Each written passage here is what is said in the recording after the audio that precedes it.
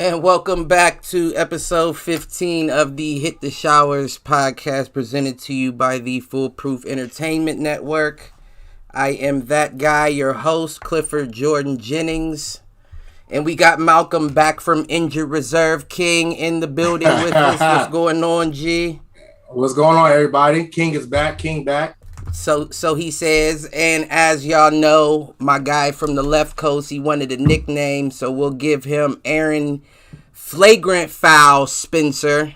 And there was definitely contact. You listen, this nigga used to foul you and act like nothing happened. Right, what you talk about? Like you would be bleeding, and he'd be like, "Nigga, I barely even touched you. Get up, right? Get up, wipe yourself off." fair ball type. Remember when we was in high school? Was at the park, and I slapped that white dude when we was playing 5-on-5. You don't remember that shit? No, I do not. You don't remember that shit? I was like, watch this. Were we Columbus? What's it called? Yeah, down that hill. Yeah, exactly. Yeah, I know exactly. Yeah. I didn't mean to slap him. I slapped fire. I didn't mean to slap him. He tried to act like he didn't. But let's jump into this shit. My guy is back.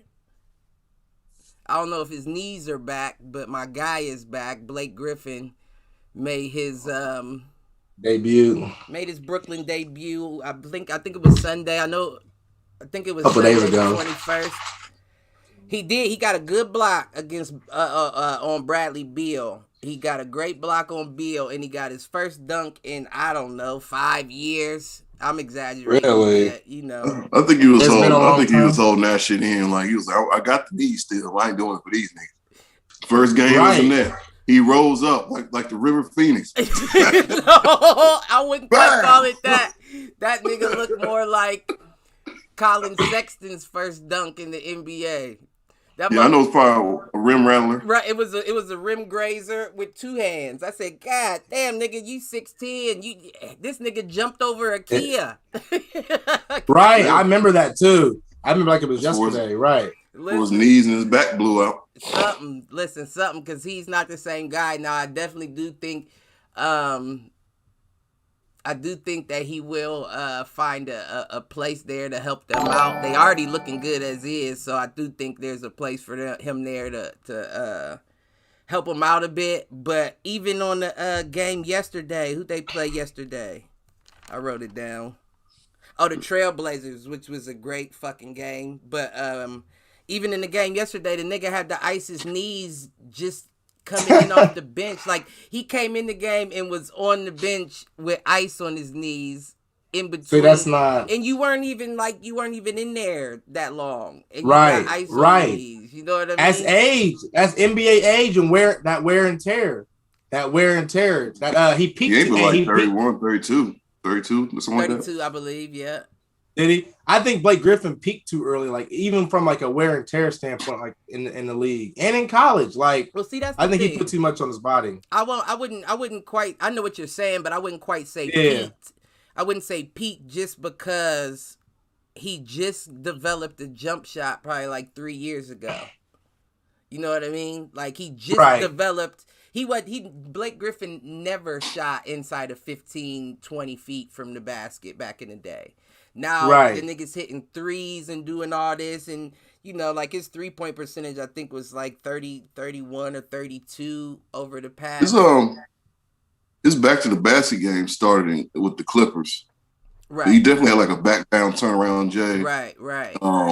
But you know, like the years coming up on him, man. He probably went up for a leg. Like, I need to work on my jump shot. My knees hurt. Right. Listen, and you know what? I'm starting to wonder if when the Nets picked him up, they weren't accounting for that. You know what I mean? Because I feel like when they put him in their specific system, he doesn't have a lot of room to be that stand on the wing and shoot kind of guy. You know what I mean? Nah, he got to rebound. he's setting screens, he's constantly cutting, right? He's going in for rebounds. So it's like, damn, that's not really the same Blake. You know what I mean? Y'all got the wrong Blake for that. Right. I mean, if you're just trying to make your squad, your bench as deep as possible, and you got Blake coming in ninth in the rotation or something, I understand. Right. But Blake ain't no 6-man.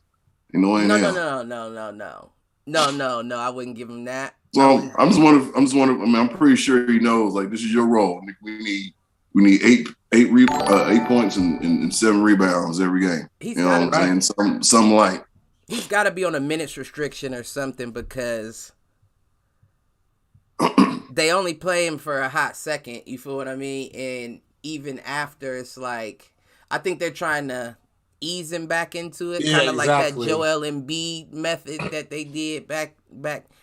Because did the same thing with Zion too last year. Give him a little bit of minutes. They did. They had put him a little restriction. Not like this though. Listen.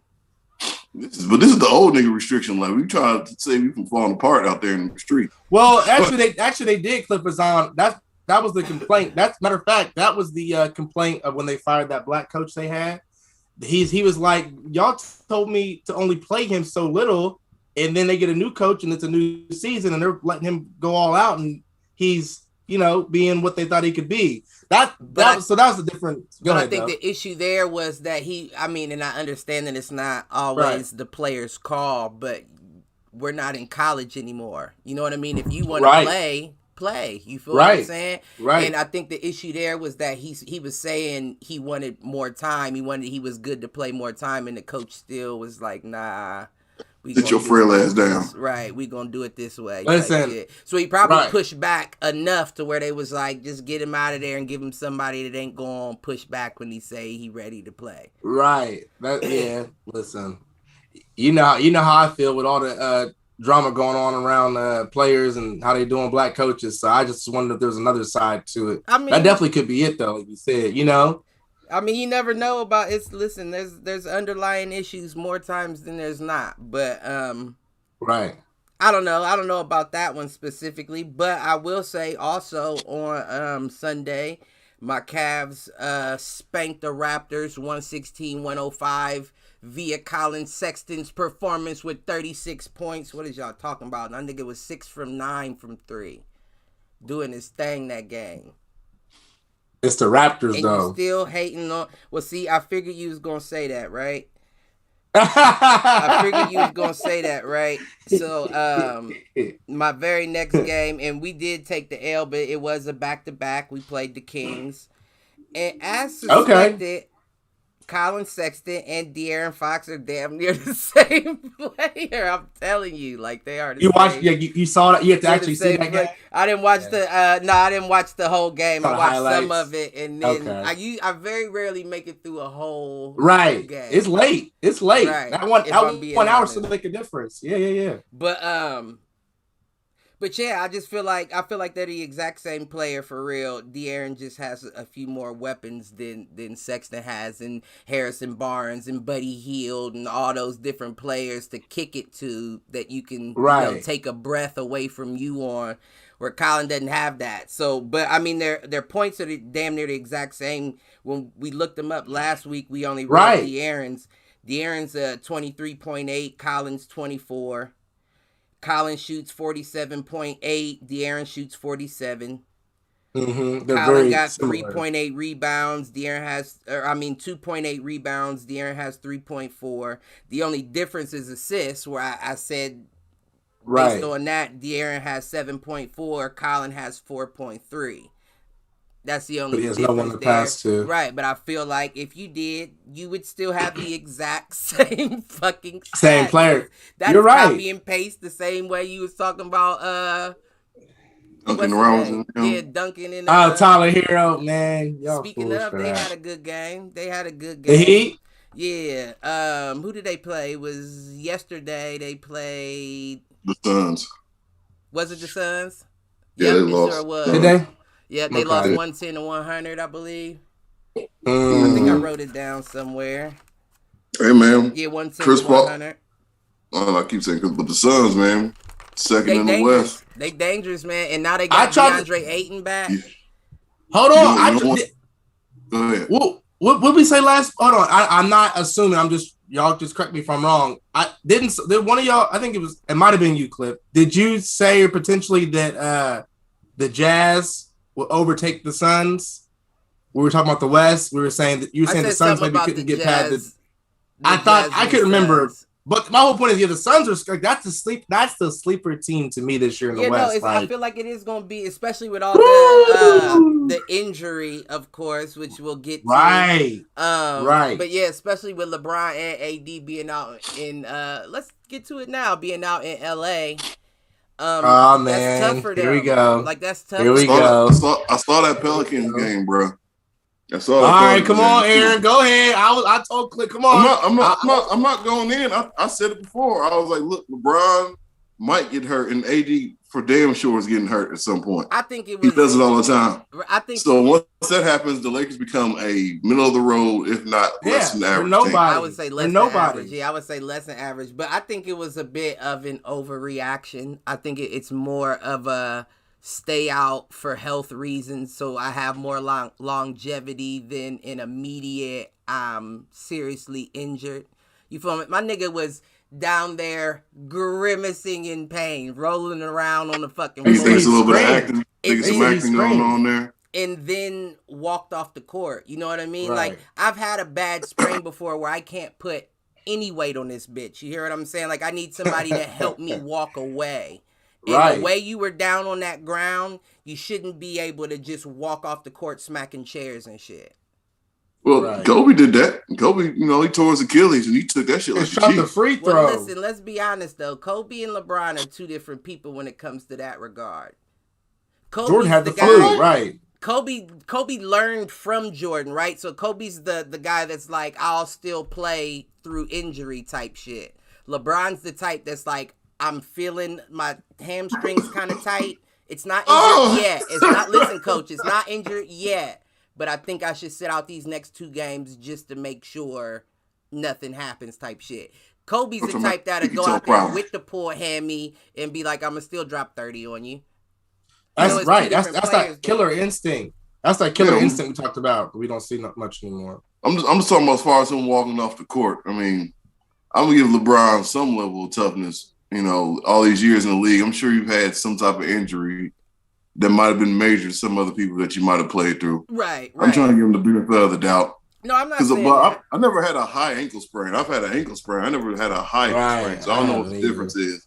But I know it takes longer for a high ankle sprain. Never thought of it that way. I would think of it like an ankle as an ankle, like the joint. No, right. Especially at his age. Yeah. In the league. High ankle sprain. That's that sneaky one. You don't know if it really healed till you give it a couple of weeks. And that's what I was around. Like below your calfish. That's what I was going to say to you, Cliff, is I don't think it's, rest him up. Because let's be honest, on a side note, you and I talked about this yesterday. If LeBron and AD, and I think Aaron will agree, if LeBron and AD don't play, we don't even make the play-in as a squad. The play-in, not just the playoffs, the play-in. We need one of you two to play. 8 spots or something. They weren't in first to begin with, so. But we were in. Like 8, you said like not even to play in. So you talking about like we were in third, right? We were in third. That's what I'm saying. So we could easily could. Right? They had 11.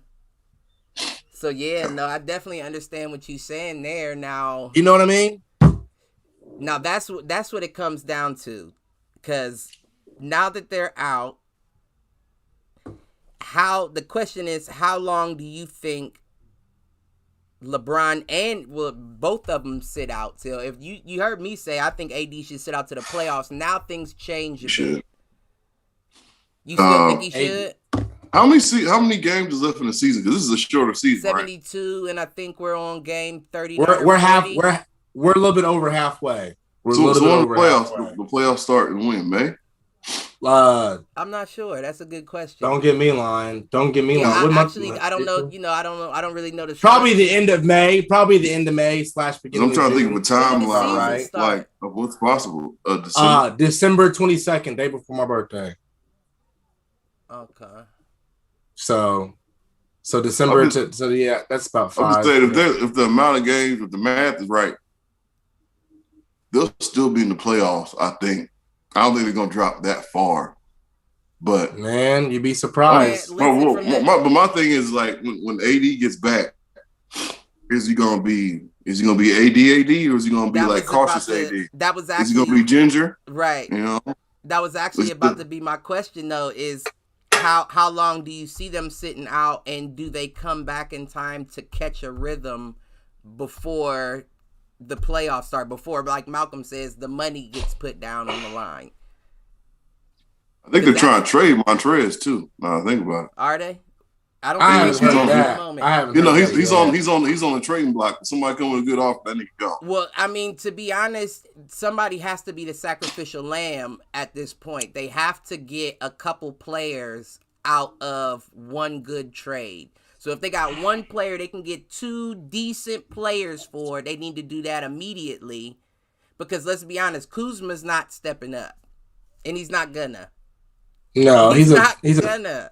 He's a diva on the team. He's not. That's all he is. That's all he. I see more of him on Instagram wearing weird, different clothes and hairstyles than I do him. Like he's that prima donna on the court. Let me ask you, our resident Laker fan, why the fuck would LeBron pick him over Ingram?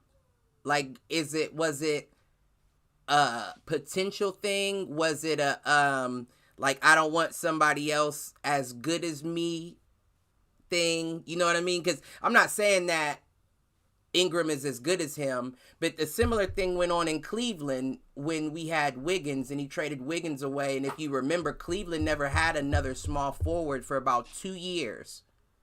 They had their shooting guards rotating in at small forward because LeBron, for some reason, didn't want another small forward around him. Well, they got Shump. I think it was the year before they won a championship, or the year they won. It was the year before.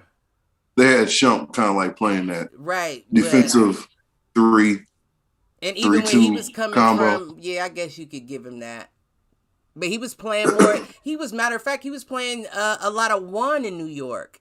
Because I can't remember who got hurt, and they had him playing the point.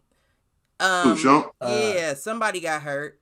I can't think. He's a versatile player. He's one of the players. He's not particularly good at anything.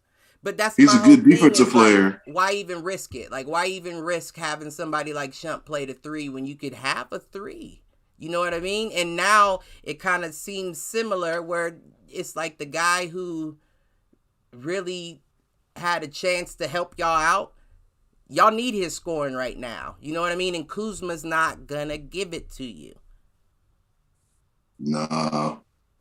I mean, to answer your question, Cliff, I think that LeBron just doesn't like these young, frail players. Like, if you think about it, Wiggins and Ingram, I mean, they were skin and bones, and they weren't showing. Wiggins showed potential to me more early on than Ingram did early on. Yeah, early on, I give you that for a fact. And I just think LeBron was like, he's not going to be nothing. Look at him. He's small, he's skinny, and he's tall, but he's skinny. I don't see nothing out of him. Get him out of here. Well, I mean, I think he just didn't want to give him a shot. You know, he's kind of right because can't compare the two, Cliff. That's not even you can't even. But everybody always does. Everybody always puts Ingram against KD or says who? That. Who says that?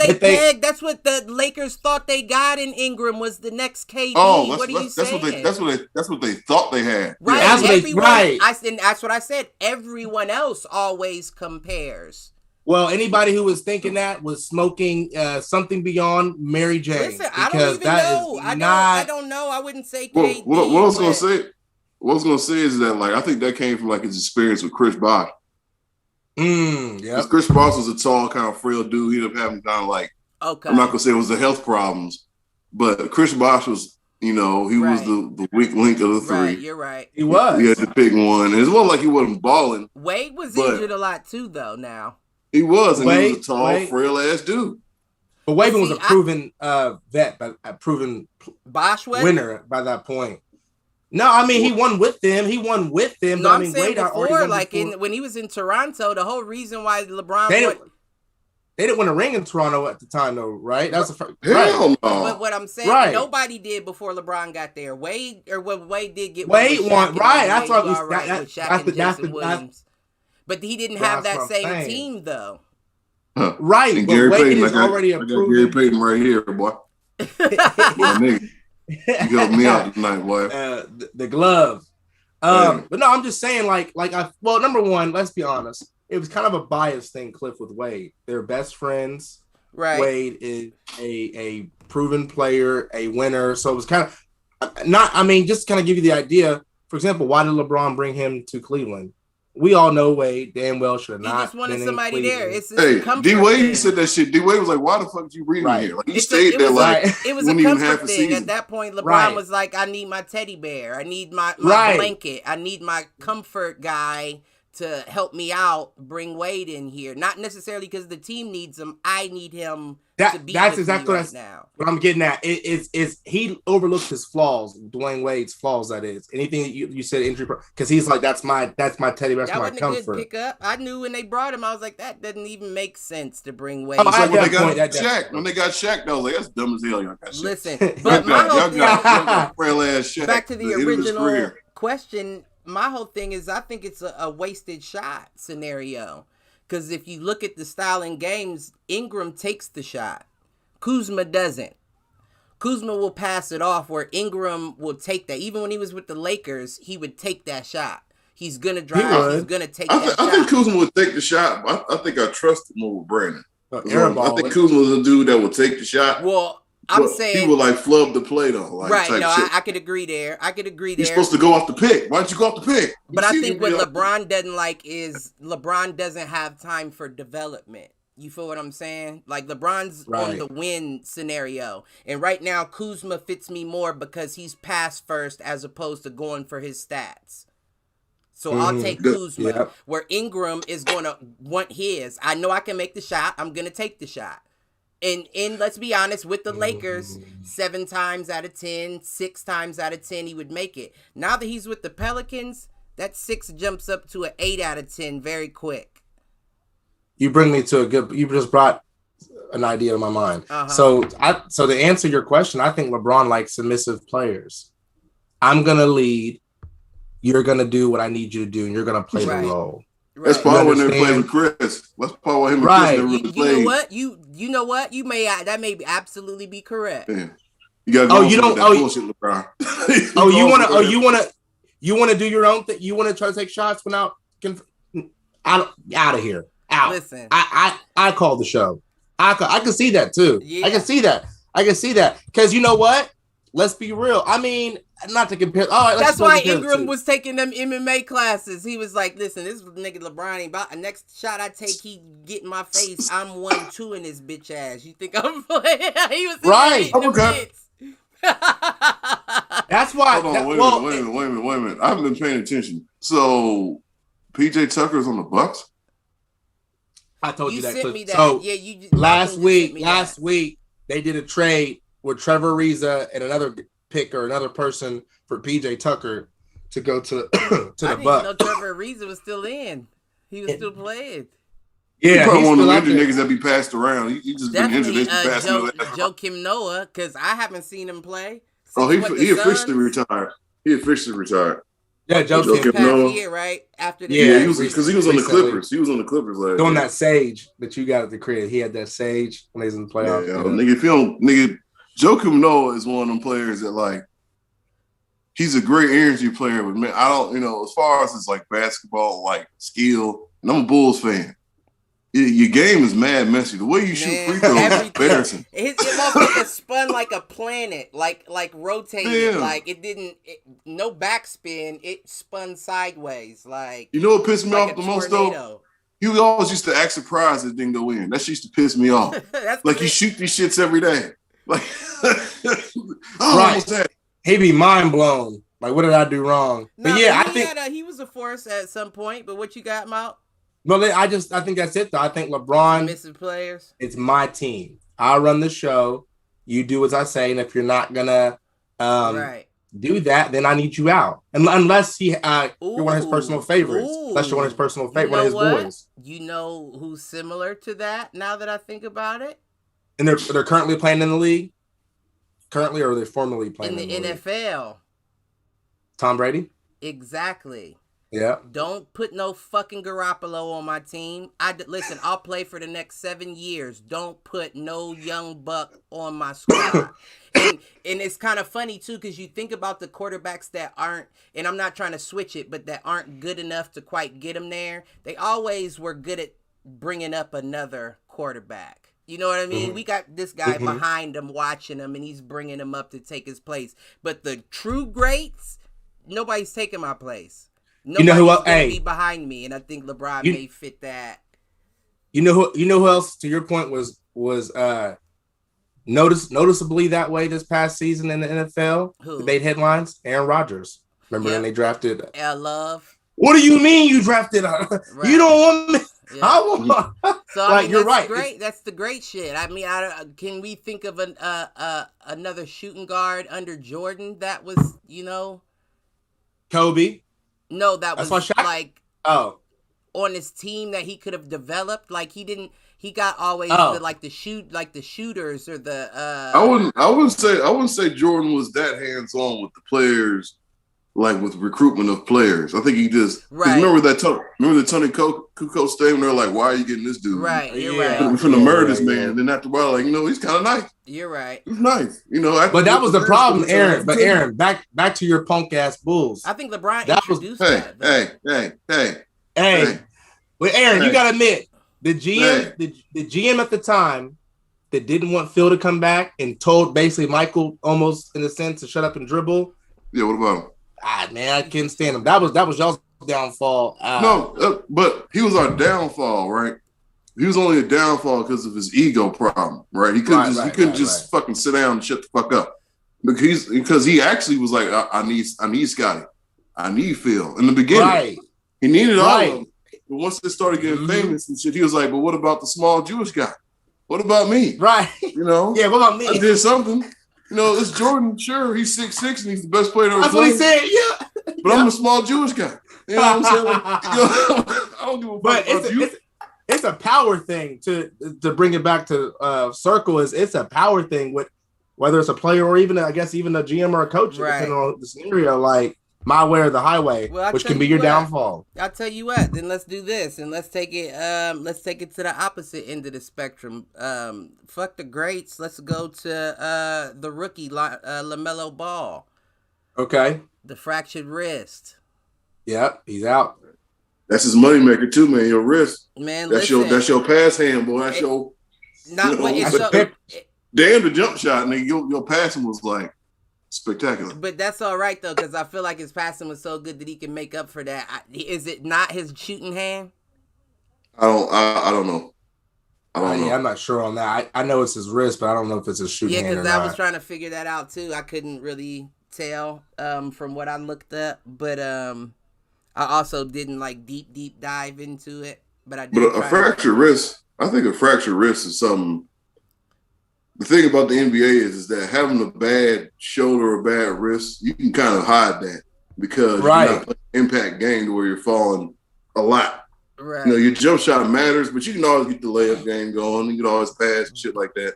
So I think his wrist will be okay because it's not like he's jumping up and down on his wrist. He is passing a lot and shooting. But as a point guard, you said it though. I mean, it also depends on where the fracture is because he's dribbling the ball.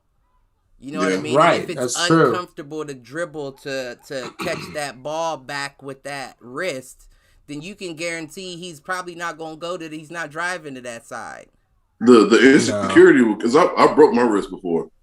The insecurity it comes in like I guess the same thing with knees. It comes in the fall. You're not insecure until you feel like you're about to fall, and then like instead of having that instinctual, all right, let me control the basketball and try to pass it to somebody. You go into self-save mode. Right. So you say, fuck the ball. And you can turn around, you try to lay on your back or some shit because you don't fuck your wrist up again. Right? Right. Well, they pay you all that money not to be soft. Hey, well, some niggas, you see some niggas going for a jump shot, they be laying on their left leg on purpose. They'll lay on the other leg. Listen, I've been wondering. I have been wondering why in the fuck. Like it's just it just happened. Like it's just like the new wave of basketball now is to fall on the ground. Fall on the ground after a layup. Fall on the ground after a dunk. Fall on the ground after a jump shot. Fall on the ground after a floater. There was a game last week. I forget who it was. I think it was Kemba Walker though. He went up for a jump shot and he did a whole bunch of extra shit like he got fouled and he missed a shot and nobody touched him. Like, what's the point of doing all that extra? Shoot the shot like you want to make it. Listen, and if you get contact, you can react off the contact. You see niggas, they try to go for a jump shot or a layup and they act like they got hit and they blow the layup. Right. So how much? What does it work if you see them going like, I got fouled? You also missed the layup, dumbass. Well, see, my whole thing is I don't understand. I remember, and we had that conversation, Malk. I remember there was a time where you didn't want to show that you were affected. You know what I mean? Right. Like I'm somebody good. could foul you hard and you wouldn't want to fall on the ground because you wanted to let them know that little soft shit don't affect me like that. And now we're at a point where it's like, let me overemphasize something that really wasn't a foul. Like I get it. You want all the points you can get, right? But if it wasn't a foul, I don't want the and one. You know what I mean? Like, it's cool. It wasn't a foul. Like, remember when we would be back in the day and you would get fouled, we'd be like, that wasn't a foul. Let's keep going. Right. You know what I mean? Because it wasn't that deep. And now we're at a point where it's like, it's almost like we are with money and capitalism, where it's like, well, I'll do anything to get a little bit more. Just one more point. Like, but is that a win? You know what I mean? Is that a win just because you fake a couple? And if I thought it was a foul, the fade goes up.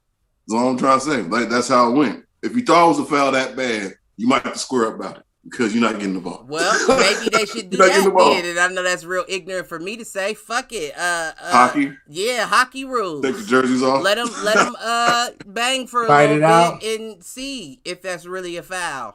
That's gonna be bad for like niggas like Steph Curry and shit. Well, you know the NBA gonna get wiped up. Well, no. He might have some hands low key. You never know. He might, but Rondo has certified hands. They the same size, so I don't know. If it came to a fight, I'm taking Rondo. Listen, you seen that reach? You seen that reach? You seen the reach? Nigga got the reach, boy. So Jordan's in the chat. What's up, JV?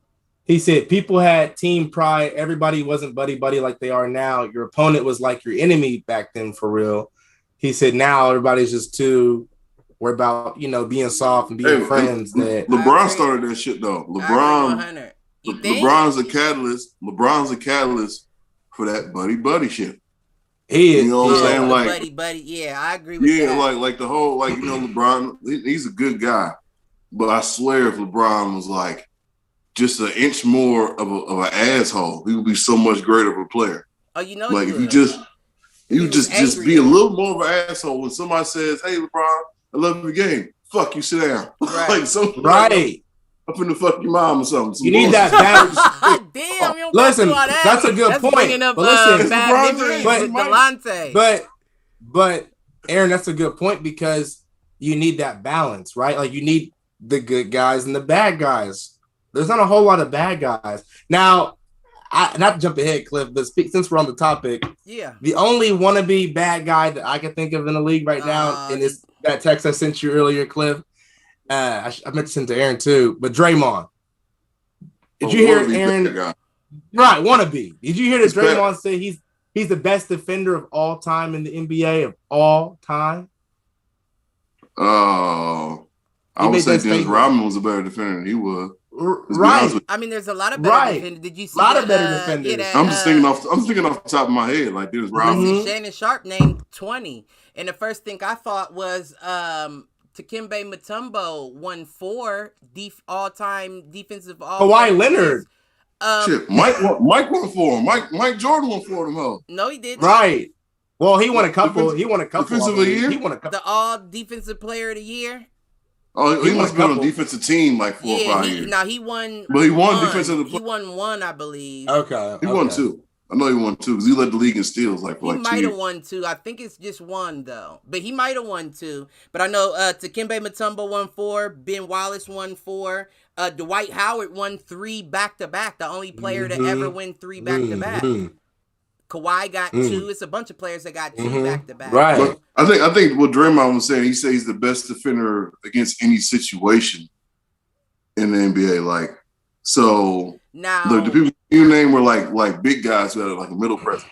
I think Draymond said he can guard from the 3-point line to the basket. That's when he starts making a little more sense, because to be a power forward, Draymond is the most versatile defending power forward, period, in the NBA.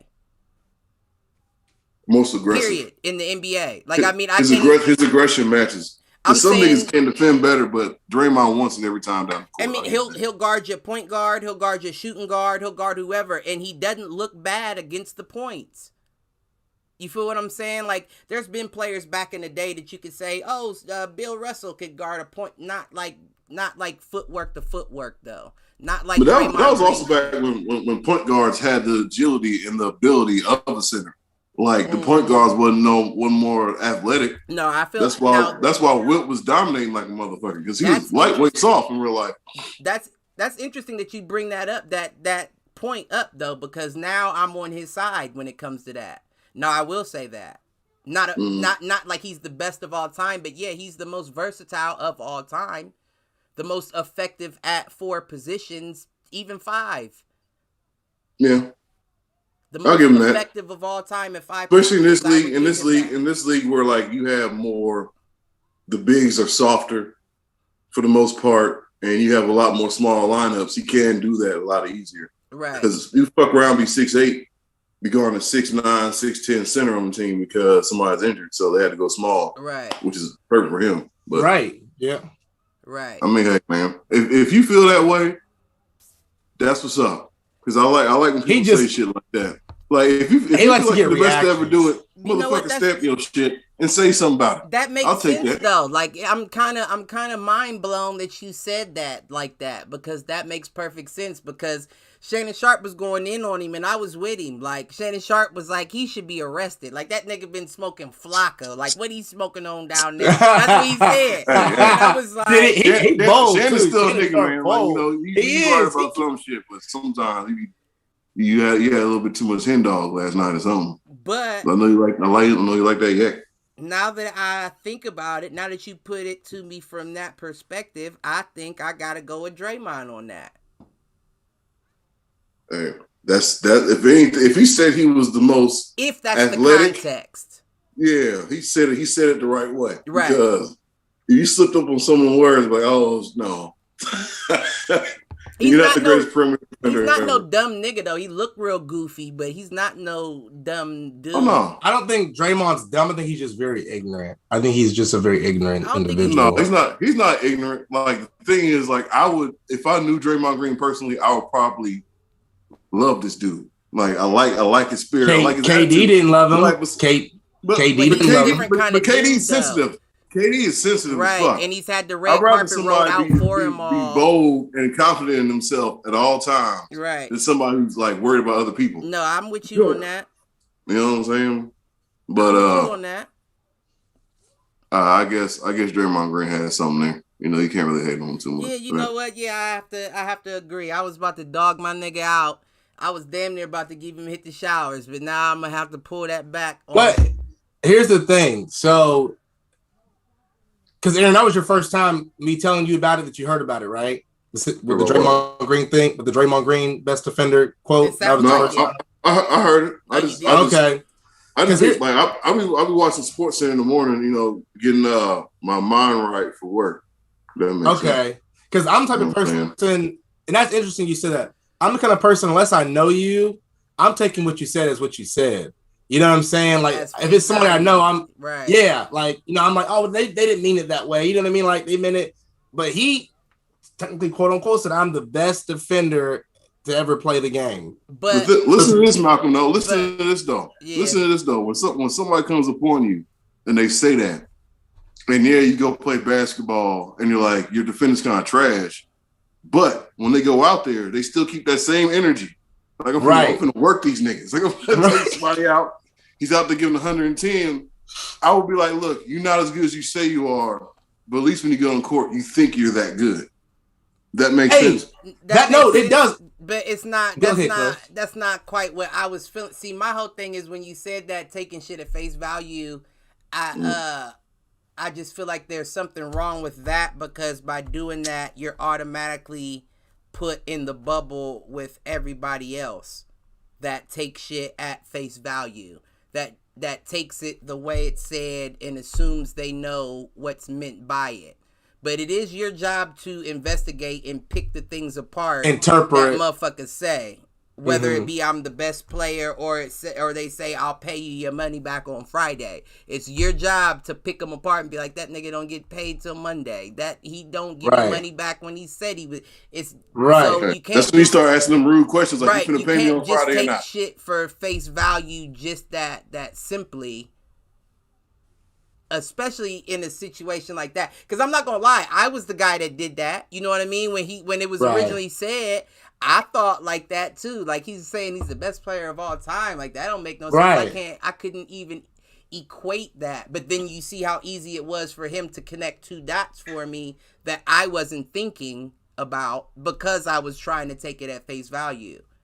Right. People say that greatest of all time shit too much, I think, also. But I see what you're saying, Aaron, because look, I was just telling Cliff the other day, I was like, I be in the gym, dudes be in there looking like Lou Ferrigno with the Hulk and shit. But in my mind, I go in there every day, like, I'm still the biggest, baddest motherfucker in there. Like, you know what I'm saying? Even though I know I'm not. Nigga, I'm 5'5". How you think I survived this long? Right. You feel me? So you did have an extra amount of aggression. This nigga was extra aggressive.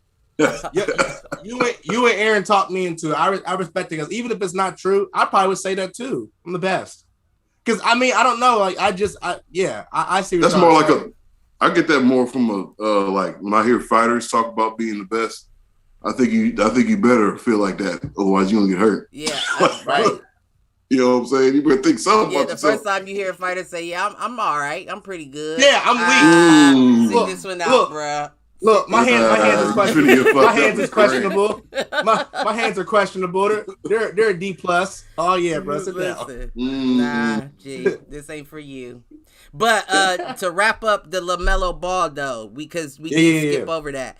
I just wanted to touch base because, like we've always been discussing since the beginning of us talking basketball, your boy Anthony Edwards is right on his fucking heels. You hear what I'm saying? Oh, he got it now. It's over now. But the question. You think so? Yeah, that's what I was LaMelo saying. LaMelo being out, it's definitely got it. Like we said, they said potentially the rest of the season. Potentially. I heard indefinitely. Right, and that's what it means, is until they figured more information out. Hey, okay. You got to think, Malcolm. This is your golden egg right here, and it's not like you're gonna win a championship. Nigga, sit down. Right, I would do the same thing. Right, I would do the same thing. Listen though, chill out for a second. Well, to make the point that I was making was that if Melo's not out the full season, and it is a situation like Aaron said, that it may not be an injury that affects him to the point that he can't be out.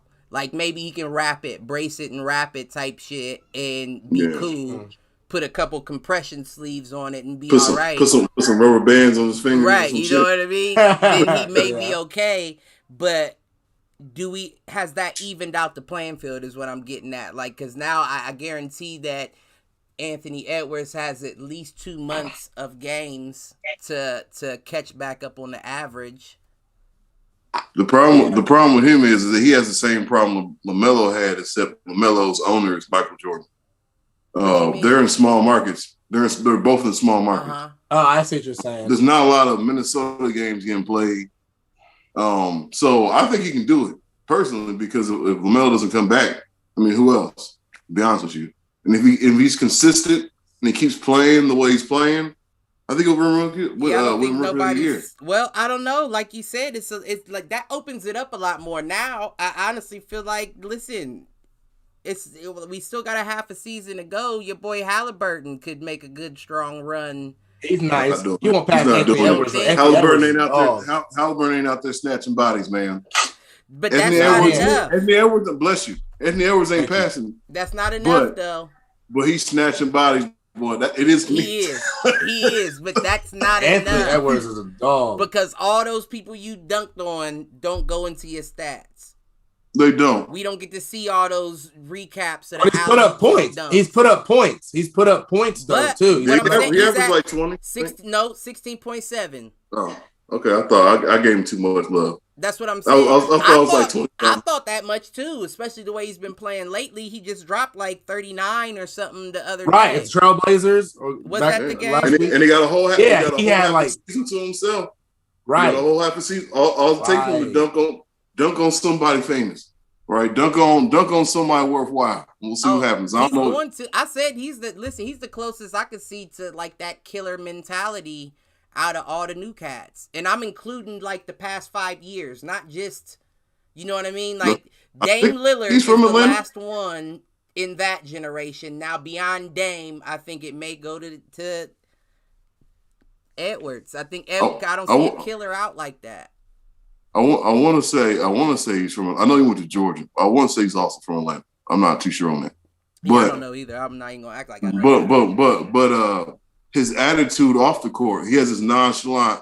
Right. I'm gonna kick your ass confidence. Like I don't have to talk a bunch of shit, but I'm gonna talk some sly, sarcastic, and I'm not afraid to talk it. You know, some niggas be like, well, I'm here for the team, and you know, I'm just trying to make the team look good, and coach gives me the call, and I make the play.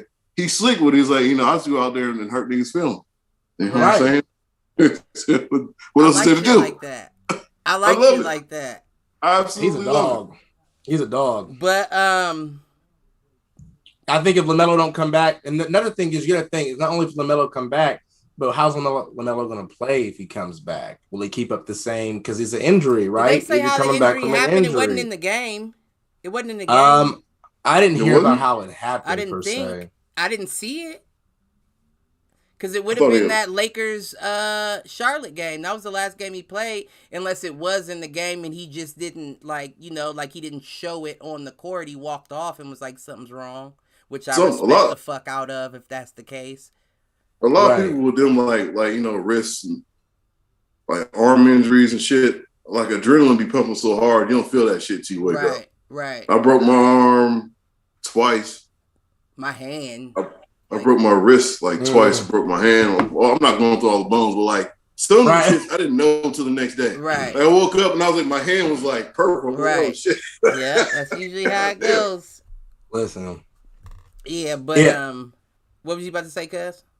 Yeah, I just don't know how LaMelo, not only if he will come back, but how he will play if he does come back. So I we think, giving it to Ant right now. Then? I think it's Anthony's for the taking unless shown otherwise at this point. I think this is his chess move. This is his chess move. You know, if you're gonna make your checkmate, you gotta do it now. Listen, I hope he knows that. But continue. No, yeah. I hope he knows. I hope he does know that. Because while we're on this award topic, it's like right now the MVP is up for it's anybody's right now because of the amount of injuries. MVP going to Luka. No. MVP going to Luka with LeBron out. Absolutely not. You know what I did hear though? That nigga has been going off. I heard. It's been quiet. I ain't heard his name. It's been quiet lately. That's because you ain't been watching, man. Listen. No, what I have heard about is Joker. That's what they've been talking about. Listen, Luka beat the Trailblazers Sunday 132-92. The nigga dropped 37 points, shooting 8 for 9 from 3. But it's the Trailblazers. They were They were hold on. They were the play-in team last year in the West. Man, we can't start talking like and that. They're CJ, tied for 5th right now, or 4th. Why? Because my Lakers don't have nobody helping us out. So I hope they're tied for 4th. Malcolm, they were tied Malcolm, before the Lakers. Boo the fuck who, man? Okay. Boo nigga. Listen. LeBron. But my whole point is the trouble. I mean, I think CJ McCollum's still out, right? CJ McCollum, he's still out, right? He's back. He's back. Okay. He's been back so okay, yeah. I mean that's pretty impressive. But I mean, Kristaps is playing, right? Porzingis is still playing too, right? Don't I mean, so they got all that a to little Kristaps. squad. They got a little squad. And then Cliff, Cliff, Luka's going off. Like, we can't just hate on the man. He's going off. Like, I love Luka. I just haven't heard about him lately. I love Luka though. Personally, I love Luka. They got Trey Burke on their team. Remember Trey Burke?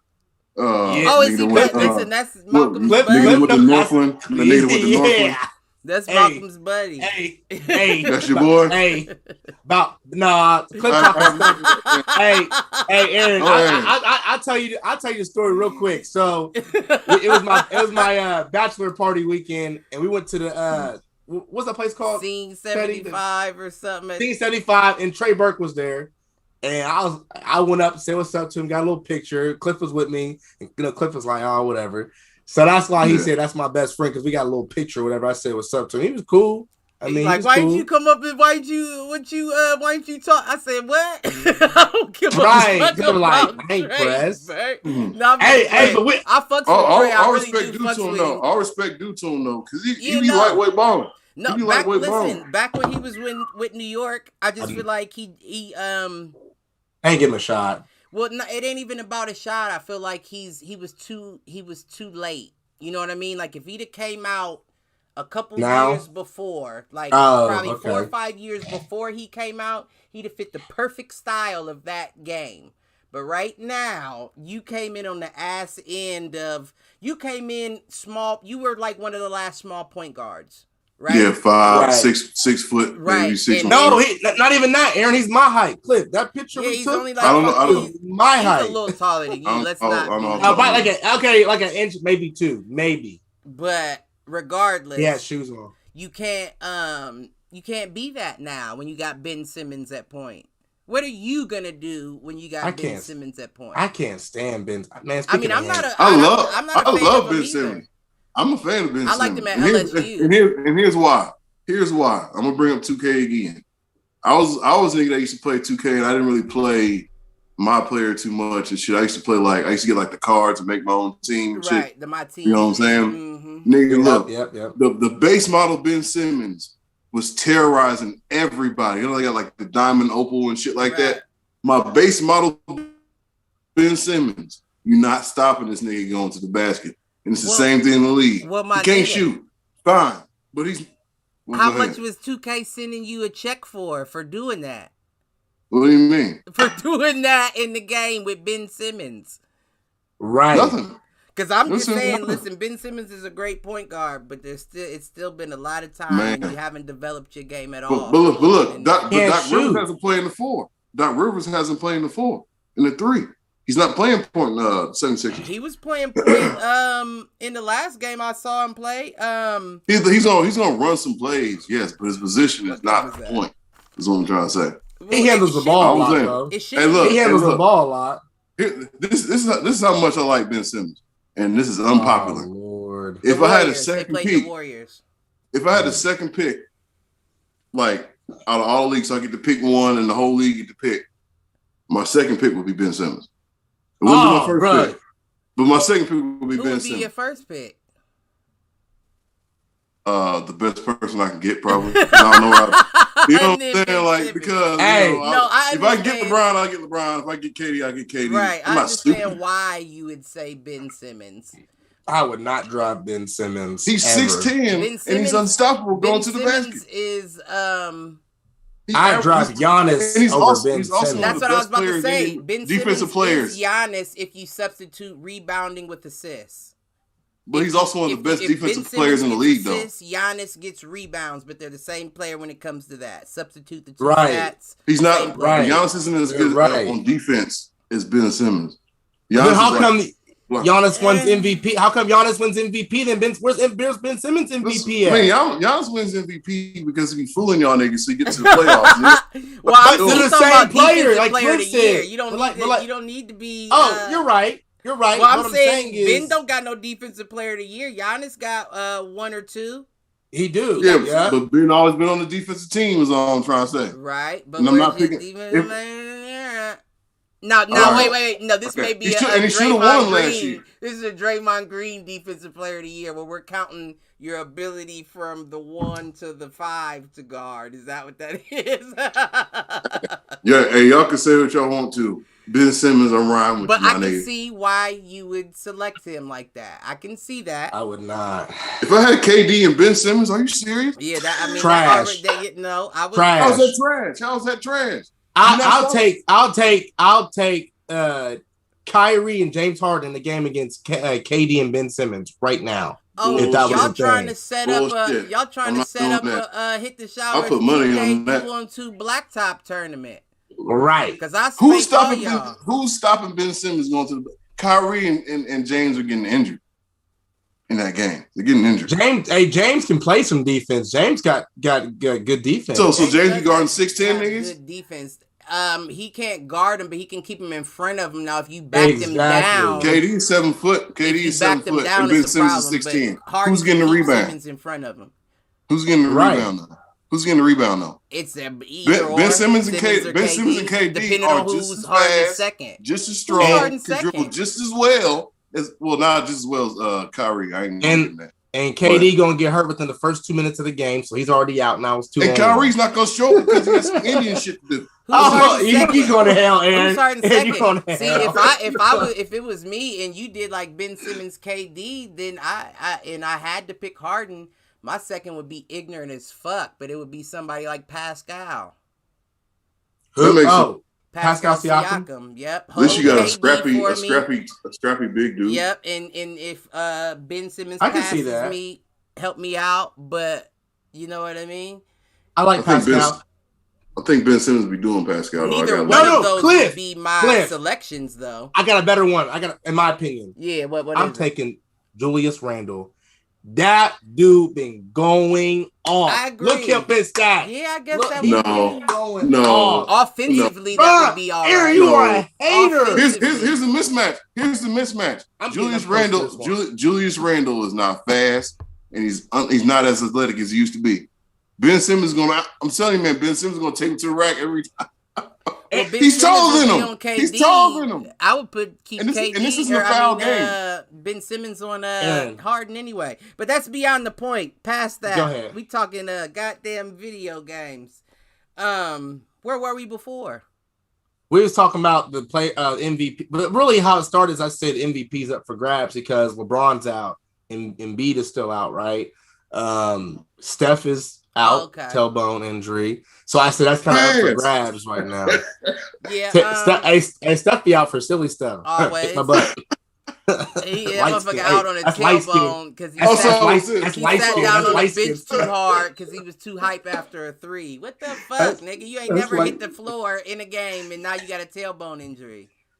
That's that PTO on demand. Hey, PTO on demand. That's what that's called. But speaking of, we'll get off. Last game I do want to bring up with the Lakers was the Pelicans Lakers. Did you see that at all, Aaron? Yeah, I brought that up earlier. Did you see Zion body Caldwell Pope with that screen? It looked like Caldwell Pope ran into a brick fucking wall. He hit the dirt. I probably didn't pay too much attention to it. That's what should happen, shouldn't it? Have you seen this man? Yeah, I haven't seen somebody hit the dirt off a screen like that in a while. Right. It's Contavious Caldwell Pope, who's like half. And it wasn't He's even really like half a hard Zion screen. Williams. It was like a quick, I'm about to cut to the basket, let me hit you with it. And then I was like, oh my gosh. If Zion wasn't so nice, because I've seen some of his interviews, he's real nice. He's a real nice kid. Mm-hmm. Real nice kid. Almost like he's faking it. Zion? Yeah, I heard something about him saying that he was like celibate, like he's still a virgin or some shit like that. I don't know, Now, if that's right, that's what's up. That's smart for him. Right. That's real smart. But if he decided to be a little bit more of a, you know what I'm saying, he'd be a beast in football because he's so fucking naturally big. He's 6'8". He may not be aggressive. You said it right there. Like he's a nice guy. Saying, like, but you need that. Even this little bump though, like his body.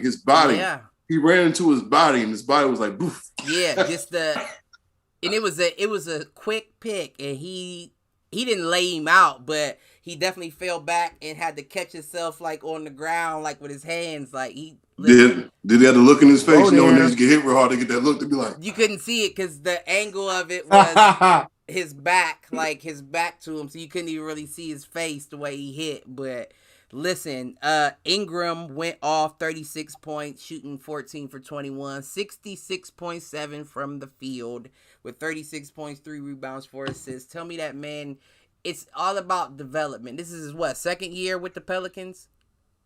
Third? Yes. Yeah. Second year at the Pelicans. Second. Yeah. Last year was his first. Okay. Because we got, I believe. Two. He was on Lakers for 2 years then. He got rid of, because he played with LeBron. He got rid of him to get KD. So KD's AD. only, right, AD. I know what you meant, though. No, I appreciate the correction because I be doing that. That was my fuck up of the name. But, yeah, so AD's only been on for 2 years. So, yeah, it would have been his second year with the Pelicans. And he's making improvements each year. And you know what? I'm just thinking now that you said that, Clip, about the potential we could have had after seeing these guys now, like Randall and Ingram. Like if we would have still had them, even with LeBron out, if we still had them, we'd definitely be all right still. Like we probably mess around, don't even need LeBron low key. It goes back to my question. No, hell no, you don't need LeBron. You need him, but you need him. LeBron could have been the LeBron he wanted to be, where he doesn't have to play every game. And my squad got me. That's what I was getting at. Like he could take plays off. Like he could. Yeah, y'all go ahead. It almost makes me go back to the question that we had of is LeBron a good GM? Because if you'd have pegged it right, if you'd have saw the potential in these players instead of thinking I'm going to come and renovate this team, you may have actually been in a position where you are the Golden State Warriors. Nobody's touching you for the next 3 to 5 years. The only reason why LeBron lost or why Golden State lost was against LeBron. Mm-hmm. So at that point, if you have a squad like that with Randall and Ingram, it's LeBron against LeBron. LeBron's the only person that's going to beat LeBron. But picking somebody like fragile as AD kind of negates what you said about Chris Bosh. It works. Shit. No, but AD doesn't look frail. What? He don't now. AD did it first when he came into the league. Yeah, when he's at Kentucky, but everybody looked frail. LeBron looked kind of frail-ish. He got shoulders now. Well, AD's biceps. He did. His biceps grew a little bit, but he's still not a big. He's big in height, but he's not a big player. Like what I'm trying to say about AD is AD started in the league sitting out a year for being injured, right? Am I wrong? Well, he came out and went straight to the USA basketball team. Played with Kobe. And he played with them before he played in the league. And I believe he got injured in the USA tournament. But what I'm trying to say is he's always been injury prone. Right. Oh yeah. Right. Oh yeah. No, you're correct. He's always been injured. So, like, I guess you can say the frailness because when he was in college, he was mad skinny. But so I pick him. Well, what I'm trying to say is that AD, I still like AD's game. I like his game. Like it. But if you know what I'm saying, but I've been saying that the whole fucking time. I was like, look, AD's going to get injured. I've been saying that shit because that's what he does.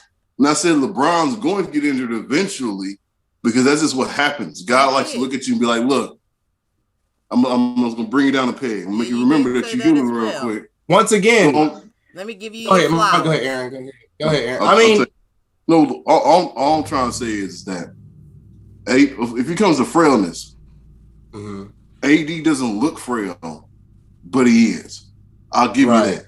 I just don't think he looks frail.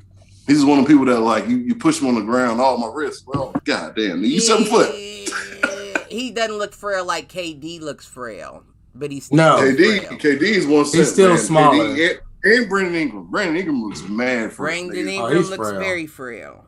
They can't even find a jersey size for this nigga that fit. Man, but he's impressive, man, to be that big and move like that. Who's that? Brandon Ingram. Well, I got the eye fixed. Cliff, that's another thing. I mean, that's literally a bit, and he had that heart problem Aaron brought up too. I mean, he had some things going on even in LA.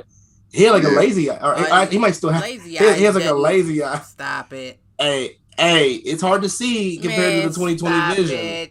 But no, he did. Hey, he did get something You corrected can with his have eye, I believe. a lazy eye with 20/20 vision. It just means it's not gonna react as quick as He did have something with his Niggas eye, I just believe. don't know who you talking to for real. Right, niggas be like, where the ball at? But anyways, I think he did have something. I was looking for the ball. Really? Right. I couldn't. And then I think, like you said, I mean, just he had to grow. He got to grow in New Orleans. Cliff's trying to say, like, man, LeBron doesn't have faith in the growth process of any player. He don't. There's no development with him. No. Like throughout the beginning of his career, even when he was with Cleveland in the beginning, he had a bunch of veteran niggas around him. Wasn't really a lot of young talent around him.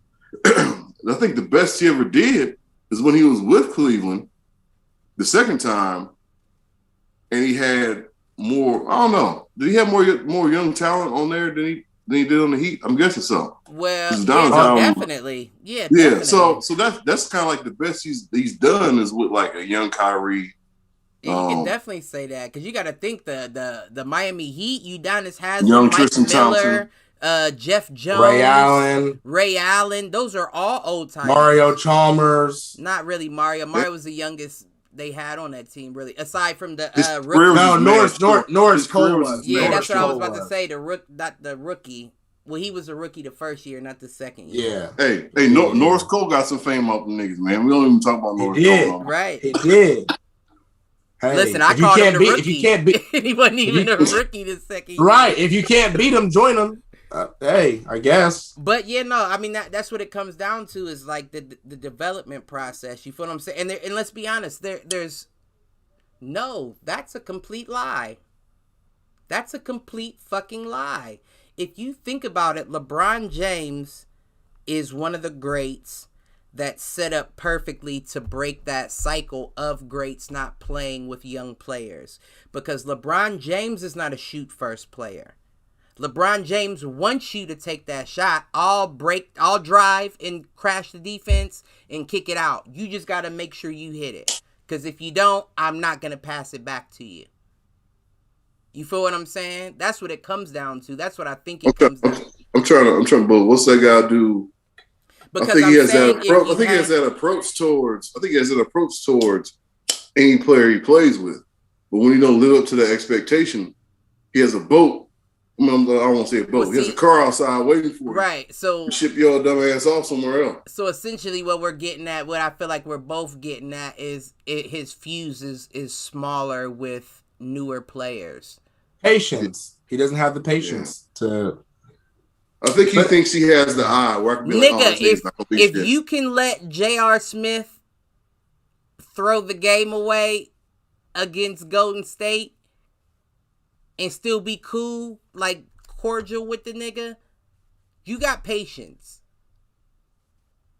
He was. I'll be cool with you. It would take time. It would take time after they left Cleveland, and LA was like, "We don't want fucking J.R. Smith, LeBron. What the fuck are you talking about?"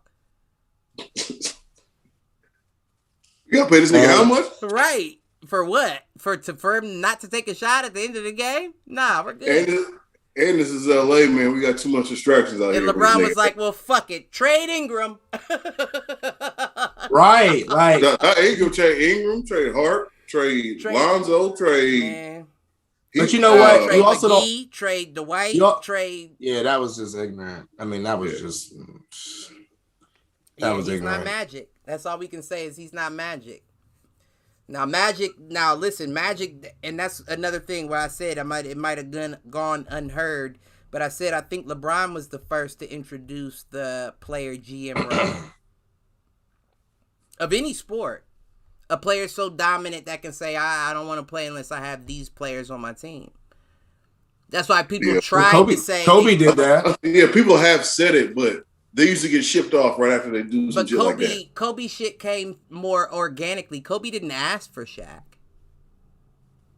He asked for Chris Paul. We want to talk about that and how we got denied on that. And that's we never got up. him. And still to that, right. I will. Now I'll side with you on that hot. To the end of time. That's you got Steve Nash though. You got Steve Nash. Aaron, you got Steve Nash. Aaron, we was cool until that point, bro. We was cool until that point. I'm still mad about that, boy. No, that is fucked up. He's hurt too. I said to come. Did we get Chris? Did we get Chris? No, we got Steve. Steve who? Nash. Right. Oh. The washed up Steve. Kobe was like, I'm about to retire in a minute.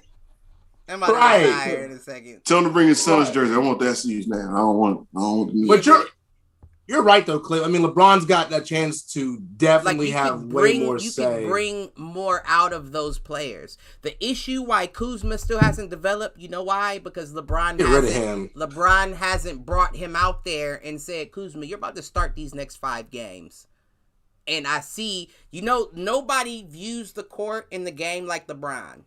LeBron sees the court. LeBron sees what's going to happen, what should happen, what shouldn't happen. So LeBron can be the guy to say, Kuzma, you do best in this situation. What I'm going to do is put you in this situation and you thrive. If you don't thrive, you're the one that's getting traded. Right? Let me challenge that. If I'm Kyle Kuzma and I've gotten a chance to play with the late Kobe Bryant, right, before he retired, right, who's at least one of the greatest, arguably of all time, and I got a chance to play with LeBron James too, who again we know is one of the greatest of all time. You've had the mentors, you've seen the work ethic, you've had the practices, you've had the development. You're just not good enough. You're gone. That goes back to my original question: why him over Ingram? Why keep him and get rid of Ingram? I don't know what. He must have looked better at the time. He must have been like, look, no, I'm talking about LeBron. I'm not talking about me. I'm talking about from LeBron's perspective. He must have been like, look. Unless we're talking about health and all that shit, I can't even still. Right. I couldn't. Yeah, I can't. Ingram always look better than Kuzma. So what's the reason? Always. I won't say always. But for the most part. Right. But what I'm asking you is, so what's the other reason besides LeBron looking at being like, shots? Because to be honest with you, he was trying to get rid of both of them. He's trying to get rid of both of them. Well, no, he said he would be willing to get rid of both of them for the right That sounds pieces, like I'm trying to get rid of both of them. Like, if y'all want both of them, come get me.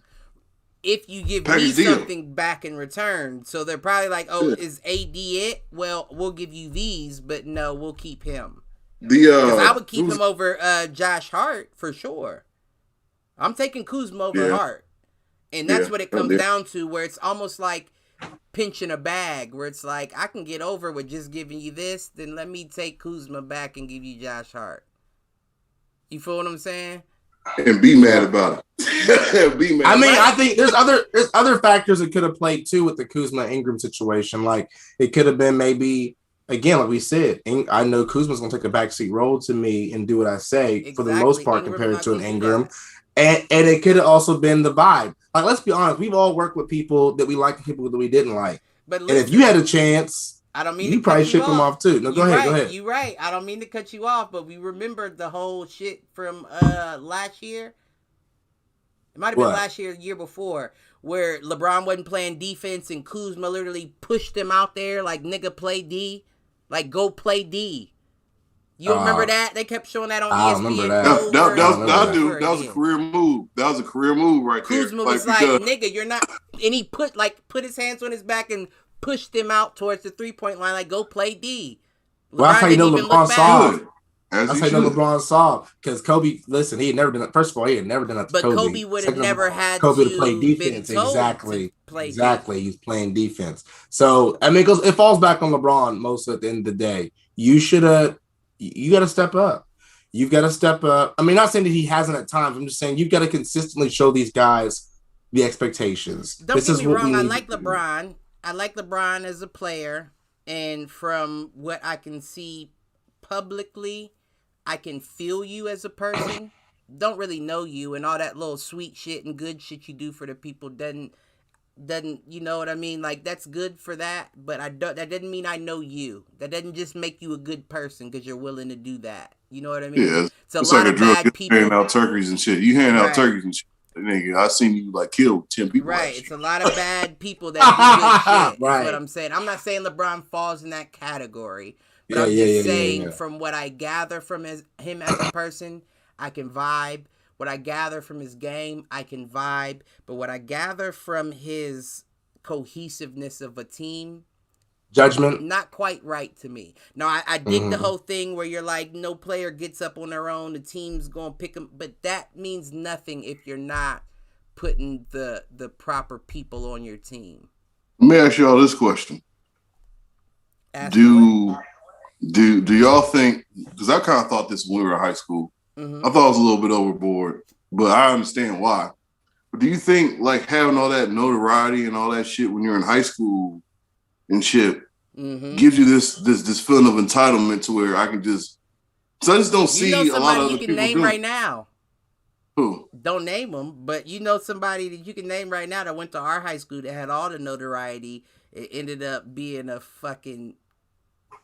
Oh yeah, I know. Oh yeah, I know. Yeah, it's the that's that 50 cent line. He wanna do that. Like, right, listen. Like you so like I ain't never really do nothing. Now that nigga like might that, have to hit the people block. Will talk about like people will talk about, man, I sold him some weed. I was like, damn. This what Hold on now. Like you could be out there doing. Listen, this 20 sack from me. Hold up. Come on, man. Hold up. Listen, no, I said that wasn't me. I said okay. People talk about like you hear that though, like when people be like, so why you ever seen the rebound, the story of Earl Manigault? I haven't seen that, no. Oh yeah, with Don Cheadle? No, exactly. Yeah, Don Cheadle.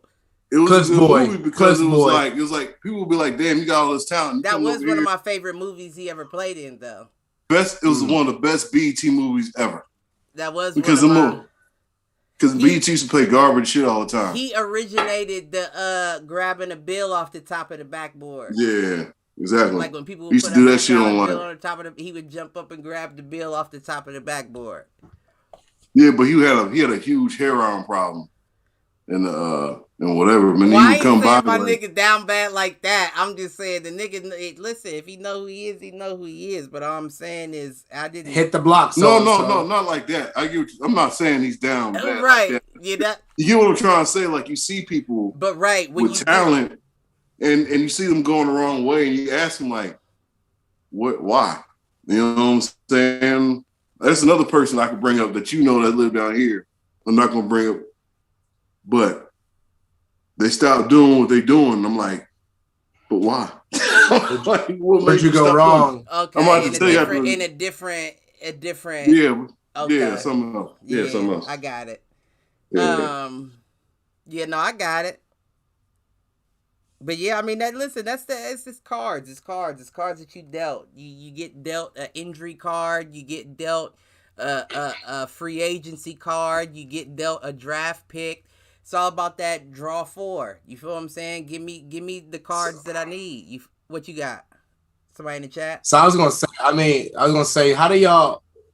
I just said not how. Why do you guys think that the Raptors are having trade talks about Kyrie Lowry right now? Who? Kyle. I said Kyrie. Kyle Lowry. Oh, but so is this a new nigga? Tell you something. I got matter of fact. That's his brother Aaron. It's like a go-to fusion or some shit. Niggas was like this. Yeah. Oh, we touched on that, didn't we? We touched on that. When? Not Saturday. The last NBA episode. No, this just happened like a couple days ago. Have been. Remember I said. And I thought I said it, that the Raptors... You talking about being on a trading block? Yeah, they're trying to rebuild around Fred VanVleet and Pascal Siakam, so they don't see a room for Kyle Lowry on the team anymore. Kyle Lowry's getting that Chauncey Billups. He's getting that Chauncey Billups treatment. And I may not... Chauncey Billups was not a good basketball player when he first came in the league. Then he came to the Pistons. He got good. He won a championship. Right. Then after that, he started getting shipped off everywhere. Right. That's right. Then he came a Nugget. He's from Colorado. He came a Nugget and he loved that. But I think Kyle Lowry's a little better than Chauncey Billups, though. I say so too. He was but he was on the USA team. Finals MVP. I do. He was balling in the finals with Kawhi. They was he got hard too. Kyle Lowry's a little better than Chauncey Billups, though. Now Chauncey Billups, now let's be honest though, because That's a hot take right there. Kyle Lowry did blow his first 4 years of playoff. But so did Chauncey Billups. Chauncey Billups got drafted by the Celtics. Well, and I'm saying was a nobody for like 2-3 years. Didn't make it to the playoffs like Kyle Lowry did without showing up. Kyle Lowry What? didn't show up in the playoffs until Kawhi got there. Because they were there a few times with DeMar DeRozan, and Kyle just would not fucking show up. The Pistons were only in there from like 2002, 2003, 2004, maybe 2005. And those were like the heyday of Chauncey Billups' career is in that little span, right? Because after that, he fell off. But Chauncey Billups was clutch, though. He was. Chauncey Billups was clutch. If I remember correctly, he even hit a half-court buzzer beater in the playoffs. So are we agreeing with each other now? I'm just saying Kyle Lowry's not as good as Chauncey Billups. Well, no. I would say Kyle Lowry's good or better than Chauncey Billups. Chauncey Billups was just a little more clutch, but he didn't get as much done. So I think Kyle what you're trying to say Lowry is had more on his shoulders than Chauncey did. Kyle's skill set is better. But I think Chauncey came across a better team because nobody on that team was really like, except for Rasheed, maybe. Rasheed, know about Tayshaun Prince didn't really play that year when they won a championship. Ben Wallace, Rick Hamilton. But I'm saying, what I'm trying to say though, but like Tayshaun Prince didn't really play to the playoffs. They were like, man, this nigga's nice. He didn't. Right. Yeah, and then they started playing him for the rest. Like he had a real sleeper team. Right. You know what I'm saying? Kyle Lowry got Kawhi Leonard and got Hollywood, and he won, which is good. Well, Kyle Lowry's always been great during the season. During the season, he's consistent. Always. Yeah, he is. He's been consistent now. They just like, what? We don't have room for you. I would rather have Van Fleet in there than Lowry at this point. Is that so? You're saying Van Fleet and Kyle Lowry is better than Chauncey Billups? Wait, how we get there? Because you said Kyle Lowry's better than Chauncey Billups. I don't think. And then you said you'd rather have Fred Van Fleet than Kyle Lowry. I don't think he's had it. I don't think he's had. I think it's similar to a Brandon Ingram situation where Van Fleet hasn't had a chance to run his squad because of Kyle Lowry. So, do you think Van Fleet? So what I think the question is does Fred Van Fleet have the potential to be better than Chauncey Billups? Fuck yeah. All right, but at what point? How long has he been in the league at this point? He's been in the league for a while. He's been in the league a lot longer than people think. I think at least like 5 years. But he's also been a bench player for most of that. He didn't start being recognized until the finals run with Kawhi. I don't see a Fred Van Fleet ran team or Kyle Lowry ran team make it to the finals because they haven't done it. Not by himself. Not by itself. Yeah, I get that. With a Pascal rebuild, like him, Pascal, and you're rebuilding, that means you get at least one other good to great player and fillers. You don't. That's their problem. Toronto's not marketable. It's not marketable. I think it might be a little bit more, but you're right because it's cold as hell. It's snowing up there right now. But in Canada, let's be honest, it doesn't matter where you're at in Canada. I'm pretty sure Toronto's going to be your favorite team 9 times out of 10. I agree, but they had Vancouver. When they had Vancouver, right. Grizzlies, But you said another big player and some fillers. What I'm saying is the average big player is most likely not going to want to go to Toronto. Like if KD and Kyrie didn't even go to the Knicks, which they would have shut it down with the squad they got now, especially they just shut it down on the Knicks. I don't see anyone wanting to go to Toronto. Hell, Kawhi didn't want to go to Toronto. He didn't have a choice. He had to play, won a ring. He said, "I'm out. I'm out." He won a ring and said, "I'm out." They called him out. I kind of look at Toronto as Aaron looks at Portland. You feel what I'm saying? Like it's beyond that. What name the last championship Portland won? I don't know if they've ever won. Right. They won in the 70s. Did they win? Bill Walton. Oh, okay. I thought they ever won one. Yeah, they won one like 79. Ooh, y'all said a 3. I don't know if they won. No, Bill Walton. Look it up. After Clyde or before Clyde? I mean, Clyde Drexler. Yeah. Yeah, that's he played for them one, nigga. Jordan beat that nigga in night. He came in like Clyde was on Fly Simajima with Hakeem Olajuwon in Houston in mid-'80s. Right. So there was no way in hell. It was Houston. I'm tripping. Yeah. You're right. They won one in 77. Bill Walton won a championship because Bill Walton was nice. You're and then his knees fell off. Right. And then he won with the Celtics in the 80s because he was on the bench. Right. You're absolutely right. I'm tripping. It was Houston. But what was the original question? What were we saying? We were talking about, I just said that Toronto wasn't marketable to a big superstar typically. But I don't feel like that's where we got there off of. But we said what I was saying was the incentives. Oh, you said they need one more big superstar. Toronto, and I said, I said the incentives like Portland. I said it's like Dame staying in Portland. You get incentives, off-court incentives from being somewhere like that because of the area you are. There's nowhere else in Canada. So you are Canada's team. That means you are the star in Canada as far as pro basketball. And they offer Kawhi everything. Like, nigga, you ain't got to pay for food. Exactly. You come to the grocery store, it's cool. It's straight. You come I'm to sure the bar, a lot of bench players got that. They said like, but not publicly. They were saying publicly, look, we will give you a condo or a house. Or the fuck you want. Tell us what you want. Just stay here. And he's like, right. I'm from LA. I'm either going to the Lakers or the wanting Clippers. To play with your people, I get it. But you know what's fucked up about that is as soon as he did, first of all, you picked the wrong LA. Second of all, as soon as you went there, you got one season to fuck up, and then the next season was COVID. Now you in LA, nobody can come see you play anyway. Right. Why not? Listen, I'd have stayed in Toronto. You already got the ring. You already accomplished what you know what I mean? Maybe you ain't like the cold, bro. It's cold as fuck up there, man. Not everybody wants Drake in their ear singing Hotline Bling every game when they do have fans. Vince was up there. 1,000. Vince was up there. Vince was up there. First chance he got, he left. Tracy McGrady was up there. The first chance he got, they leave. He left. Well, the difference is Kawhi went there once.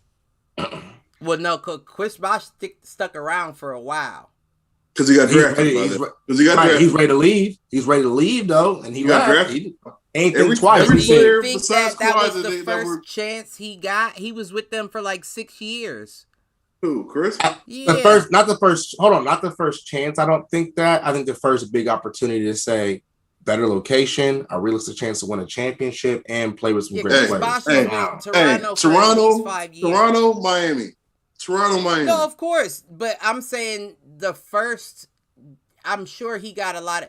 Chris Bosh was going nutty in Toronto. But was the situation with LeBron James? Who doesn't want to, once again, going back to Tom Brady? You're not letting me finish. That was the end of his career. That was the last 2 years of his career. So what I'm saying is with him being there for 5 years, we all know rookie contracts last, 2? Mm-hmm.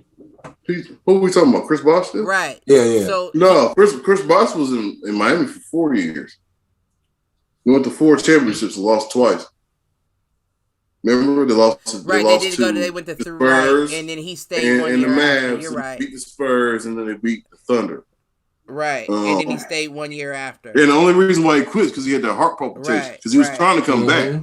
So it wasn't like it was his last years. And he was an all-star in Toronto for like 2 years. So what, you got a 9-year, 10-year career? But what I'm saying is, that's what they argue about him going to the Hall of Fame for real. He should go to the Hall of Fame.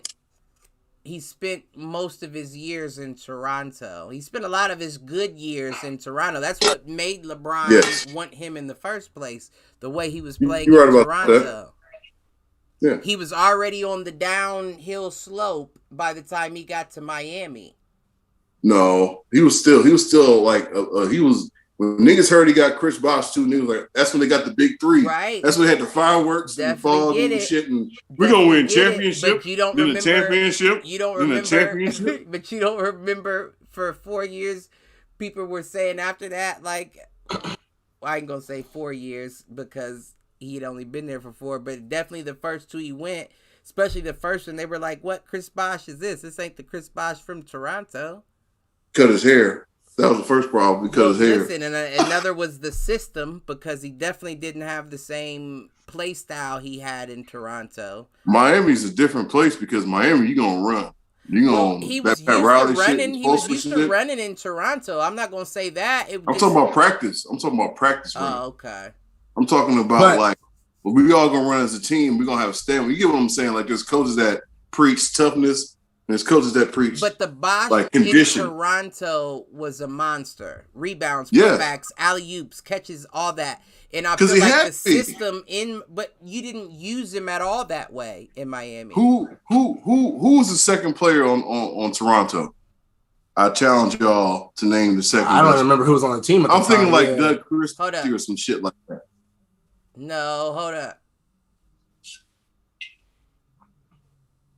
It's taking me too long, is all I'm gonna say. You might be right, Doug Christie. Because right. So I'm trying to say. What I'm trying to say is that like he had a position of give the ball to Chris in Toronto, right. And it's the ultimate in Miami. We have LeBron, we have D Wade. So guess what? If you're open and D Wade and LeBron ain't open, we're gonna look for you. But if LeBron and D Wade is open, nigga, stand like this. Just stand like this, ready for the ball. Don't even move. Just stand like this. And they might have been better off the opposite. Like without him? Give him and LeBron more of the leeway. Let Wade pass it. Let Wade throw the oops. Man, y'all sleep. First, D Wade is probably like the second. He's probably the third or fourth best shooting guard ever. I'll give him that. We can sit here and talk about it all day. They call him Flash. They call him Flash. D Wade. I'm talking about shooting guards now, because you got Kobe and LeBron. I mean, not Kobe. You got Kobe and Michael Jordan. That's number one and number two. I'm willing to hear number three. I like Reggie Miller a lot. I'll give him a top 5 for shooting guards. He was an asshole. Give Reggie Miller that. Listen, I mean, if I'm gonna be honest, I'd take Ray over Dwayne. No, you wouldn't. No, I'd take Ray over Dwayne. No, especially Prime. Dwayne, no, you wouldn't. Dwayne could do more than Ray. Oh no, Prime. Dwayne could do more than Ray. Over Prime Ray. Are we talking about Jesus? I'm talking about Milwaukee Jesus Stalwart. That movie's fire. Are we talking about Jesus? I'm talking about Milwaukee Bucks, Milwaukee Bucks, Seattle Supersonic Ray Allen, the two best Ray Allens to walk this earth. Right. And then he had a little time with the Heat, and then he had the time with the Celtics, but he had a lot of help then. Taking Ray. Oh my God. Better shooter, Ray. He's not a better shooter. What? He's not a better shooter. I thought you were saying D Wade was a better shooter. No. Okay. That's what I'm saying. Ray's definitely a better shooter than Wade. But I would have took an overall game. I'm taking Wade over Ray. If I wanted to shoot it, Ray. If I'm overall game, Prime Wade. That's what I'm picking. I'm taking Ray. Fuck around. Come off the bench in my team. I love Ray. You gonna come off the bench? Listen, right. The difference. You're my Kyle Korver. The difference is, I think y'all are quick to bust right now.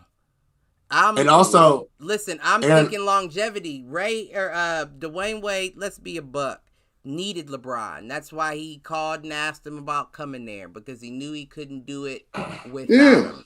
Listen, Ray didn't need Kevin. Listen, all right, I'm let you get there. Saying. All I'm saying is, after that infamous Jason Williams, Alonzo Mourning, Shaquille O'Neal ring, Dwayne Wade's game dropped. He had one good season after that, and he called LeBron, right? LeBron came. Even with LeBron there, he was more of a facilitator than anything. Throwing LeBron oops. Caught a couple from him, bricked a couple threes, hit a couple mid-ranges with his foot out like he does. But he wasn't much to get. He didn't have much to give after that. Whereas Ray Allen has been, once he stopped dunking and being able to do everything, consistently hit threes to the end of his career and played well into his 30s. But that's all they wanted him to. All I'm saying is they asked a lot less of Ray Allen than what they asked of Dwayne Wade. The reason why Ray Allen left, I'll agree. He left because he wanted to win a championship. He joined Paul Pierce and Kevin Garnett. Oh, right. 2 winning championships. Right. And then because you were playing for Milwaukee. And joined, then he left and joined LeBron and Dwayne Wade to win the championship. But what, right? I mean, so what I'm trying to say is Dwayne Wade, at least by himself, you can give Shaq some credit, and Jason Williams. I'm not going to say they didn't have no help in it, but that was Dwayne Wade's team when they beat the Mavericks. It was. That was Dwayne Wade's team. Then he had like I think it was 4 or 5 years in between where they were kind of like, the Celtics was beastie. Cleveland was doing their thing. Even in those games, even in that series where they won in Miami. Mm-hmm. The first one, the Mavericks, or the one with LeBron? No. Before with Shaq and Jason Williams and all that. Yeah, they beat the Mavericks that year. So what I'm saying is, even still, Dwayne Wade did his thing. Name me a clutch shot, right?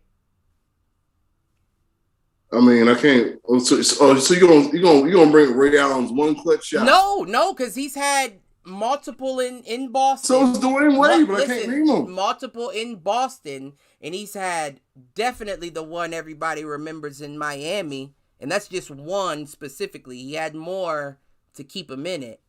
So we're giving them Big Shot Bob credit here? Is that what you're talking about? So you said Dwayne Wade clutch shots, Big right? Shot Bob.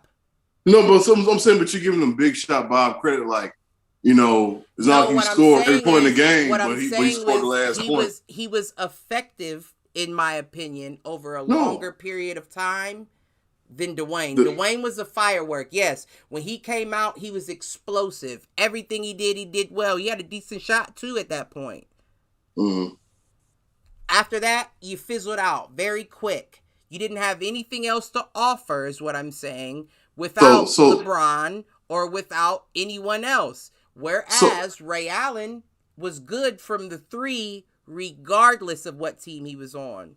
But those teams didn't do shit. It doesn't matter. I'm not picking. Here's what I'm trying to say. We're talking about top shooting guards to play the game, and you're telling me total package, Ray Allen is better than Dwayne Wade in his prime. That's what you're telling me. Well, listen. Let me tell you something. Let me break it down to you this way. Let me break it down to you this way. When we start talking about who we feel is the best point guard or the best shooting guard, we're going off of eyes, right? And like I said, once again, Dwayne Wade is great. He was a firework. But if I'm going off of stats, consistency, I'm going with Ray Allen 10 times out of 10. Maybe 9, because that first couple years, I'll go with Dwayne. But once Dwayne falls off, Ray is still shooting. Ray is still consistent with Milwaukee. Let me ask you this question. And they're not the same position. But let me ask you this question. Would you rather T-Mac or Ray Allen? T-Mac. Okay. All right, we're good. We're cool. Yeah, T-Mac. We'll just leave it alone. We'll just leave it alone because T-Mac is a way better scorer than Ray Allen. Right. And he doesn't shoot the three as good as he does. No, you're right. He's like, and what he did was he wasted a lot of his time T-Mac trying to be that nigga on his team. And for a longer period of time, though. For the both of you, Aaron. For the both 10 of you. 10 years. 1998 to 2008, 2009. I'm wrong. For you and Clint, here's what I say. For T-Mac. T-Mac got drafted in 98, 99. And what I'm saying is you think Dwayne Wade's prime years were what? 2003 to like 2014, 15. 2003 when he got drafted to 2015. And fizzled off is what I'm saying. T-Mac. Now, so did T-Mac. T-Mac did back into a bush like Homer Simpson. I am going to say that.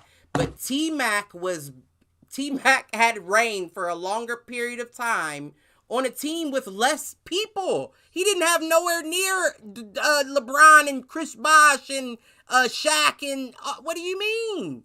I'm saying it took him 8 years. Not 8 years. He had 1 year with Shaq. He had 2 years with Shaq. But in that period from 2003 to 2000, what was it, 10? or something like that. He was that nigga on the team. He was that nigga on the team, even when he had Shaq. On the team. So what I'm trying to say is that T-Mac, yes, he was that nigga on the Raptors for like 2 years. And he was that nigga on the Magic for like 3 or 4 years. And then then he was with the Rockets for like 2 or 3 years. Yeah, he was great. And now he was great. Now run me that back with Wade. Now run me that same shit back with Wade. From 2003 to like 14 or 15. He was a Heat. He was a Heat. No, it was 2010 before. It was 2010 before. Now we go up. Let me look. Well, here's the thing. 2010 was by himself. Then he got LeBron, and he still played till like 2015. Just so both of y'all know, Ray Allen played in 1,300 games in his career, and he averaged 18.9 points per game for his career. Malcolm, I'm going to tell you, even if I'm wrong, I'm still right, but go ahead. No, you're right. 45. So you're right.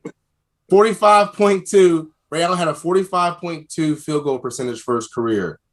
Now, Dwayne Wade, he played from 2003 to 2018. He averaged 22 points a game, 33.9 minutes a game, and his field goal percentage was 48%. Right. Ray's was 42. That makes sense though, because Wade dunked. Wade didn't take many threes. Wade who has the most points? Who has the most points? Wade, I'm sure he do. Well, I don't know now. You know what? I don't know. You should know.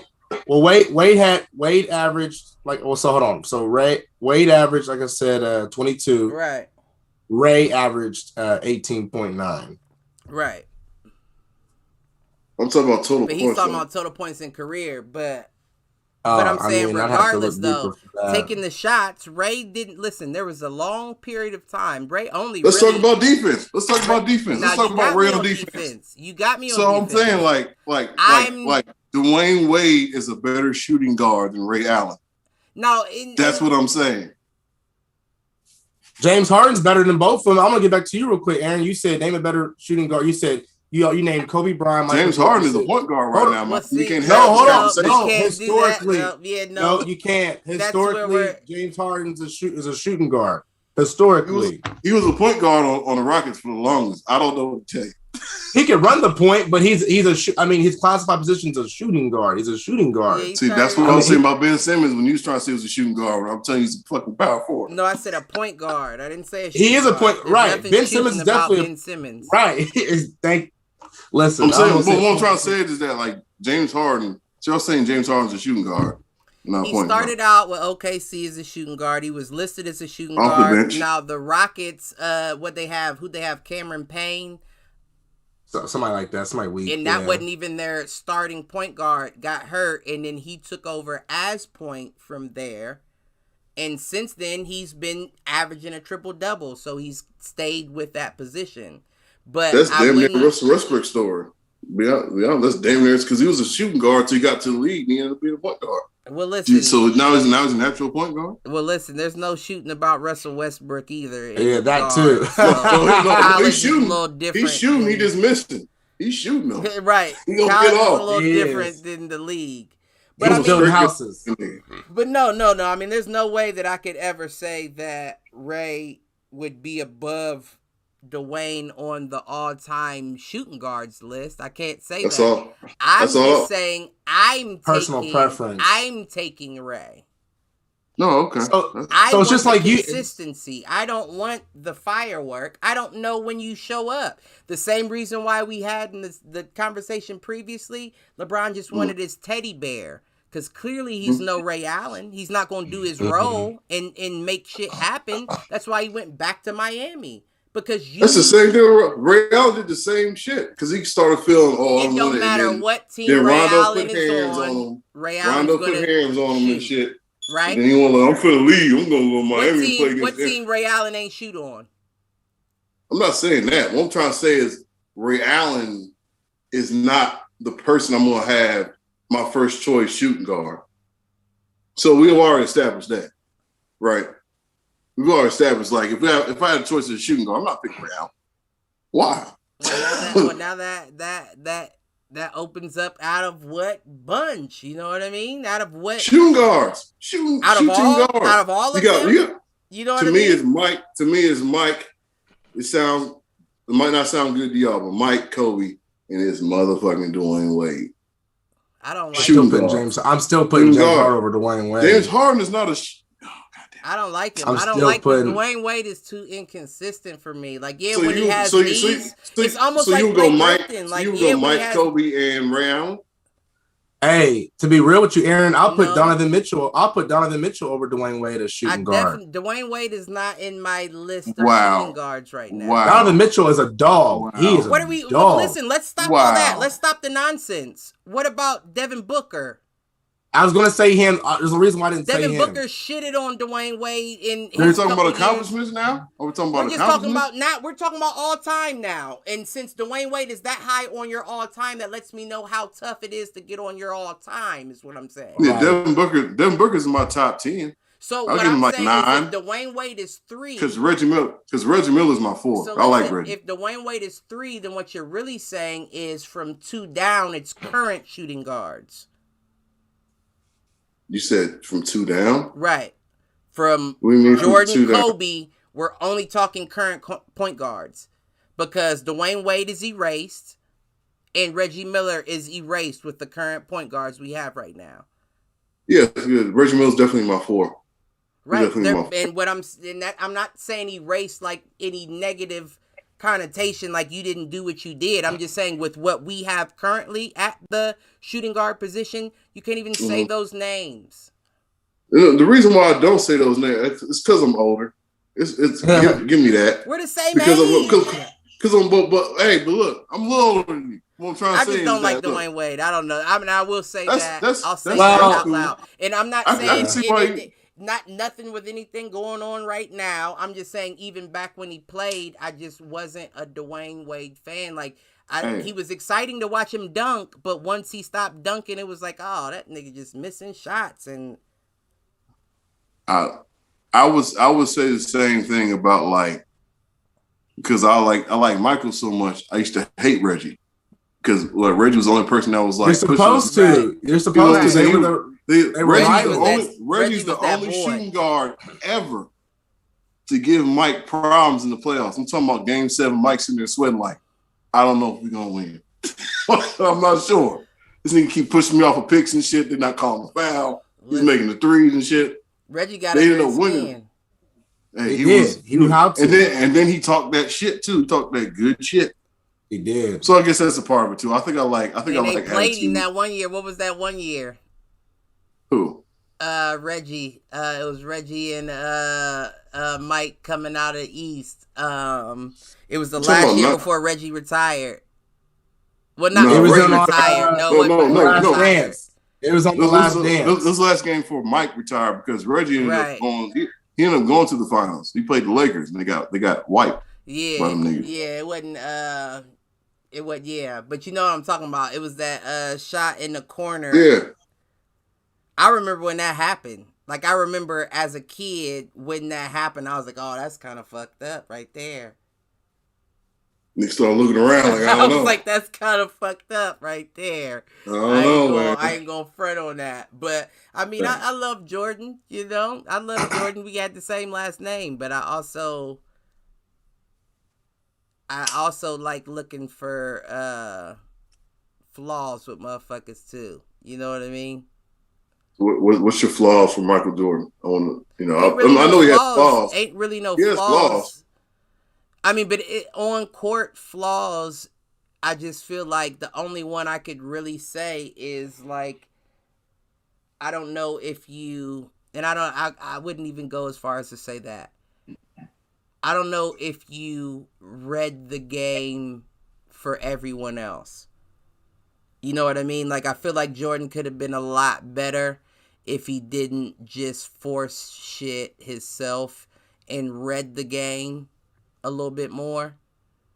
And then that was my biggest criticism with Kobe, is that it was clear that because you watch Jordan, you weren't reading the game a lot of times. Like, it was like, damn, Kobe, you're forcing that though. Like, yeah, it looks great in the highlights, but when you show all the shots, it's like, Why? And you could put a Devin Booker in that category because he forces a lot of shots. I'm Devin Booker. Well, listen, no. Yes, you can. No. Yes, you can. No. Devin Booker has to force those shots. Put Devin Booker on the same rookie year Lakers team. That same rookie year Lakers team with Kobe came out with Eddie Jones and all them. I'm talking about Mike, but yeah, go ahead. Well, I mean, even Mike. Don't compare Mike's first years to Kobe. Hold on, no, I want to hear what Cliff got to say. Go ahead, Cliff. Don't do that. Even Mike. Say it, Cliff. Mike played 6 years without somebody. Kobe came in with Shaq. Now listen, I'm not saying that. Then he got Phil. I'm not saying that. All right. I'm not saying that at all. But I'm saying you could pass. You could pass. We had that conversation before. Is if it's an open shot and you still feel the need to force the shot and you miss the shot, that's still your highlights. Hey, well, let's talk about this then. That's what LeBron does. Jordan, that's LeBron. Whomever. LeBron in his first few years had a similar team as Michael Jordan. Right. Jordan chose to just be like, I'm going to shoot this ball. Fuck these niggas because they're terrible. LeBron was like, here you go, Boobie Gibson. Here you go, Mo Williams. Here you go, Zdrunas Ilgauskas. Right. You know the tall white boy. Yeah, we know he's also he also made it to the finals his third year, right? But like with that's nobody, why that's right? That's why he kept fucking losing. But he still got there though with nobody. He said his first 3 years, he didn't get there his first 3 years. Yeah, he lost to the Mavericks. His first 3 years? And you in Cleveland? Maybe his fourth. It was right then. No, the Mavericks beat the Heat. No, he went with the Mavericks. No. LeBron lost to the Mavericks. With lost to the Spurs. He lost to the Mavericks when he played for the Heat. Early on, Cliff. When he played for the Heat. It might have been. No, wait. We're talking about Cleveland. We're talking Cleveland, right? We're talking about Cleveland, I thought. Right. Okay, so look this up. Tell me when the Mavericks and Cleveland played in the fucking finals. Just look that up. That never happened. It's got both of y'all need to chill out. No, it was a Spurs. It was a Spurs. That was always who was getting them was a Spurs. Cleveland, the first 3 years did not. Yeah, it wasn't the Mavericks. It was the Mavericks. They did not make no finals in the first 3 years. You got to stop that. It was the Mavericks. It was the Mavericks with the Heat. You got to think the Pistons won, and then I think they came in like the tail end of like I think the Spurs won like their first year, then the Pistons.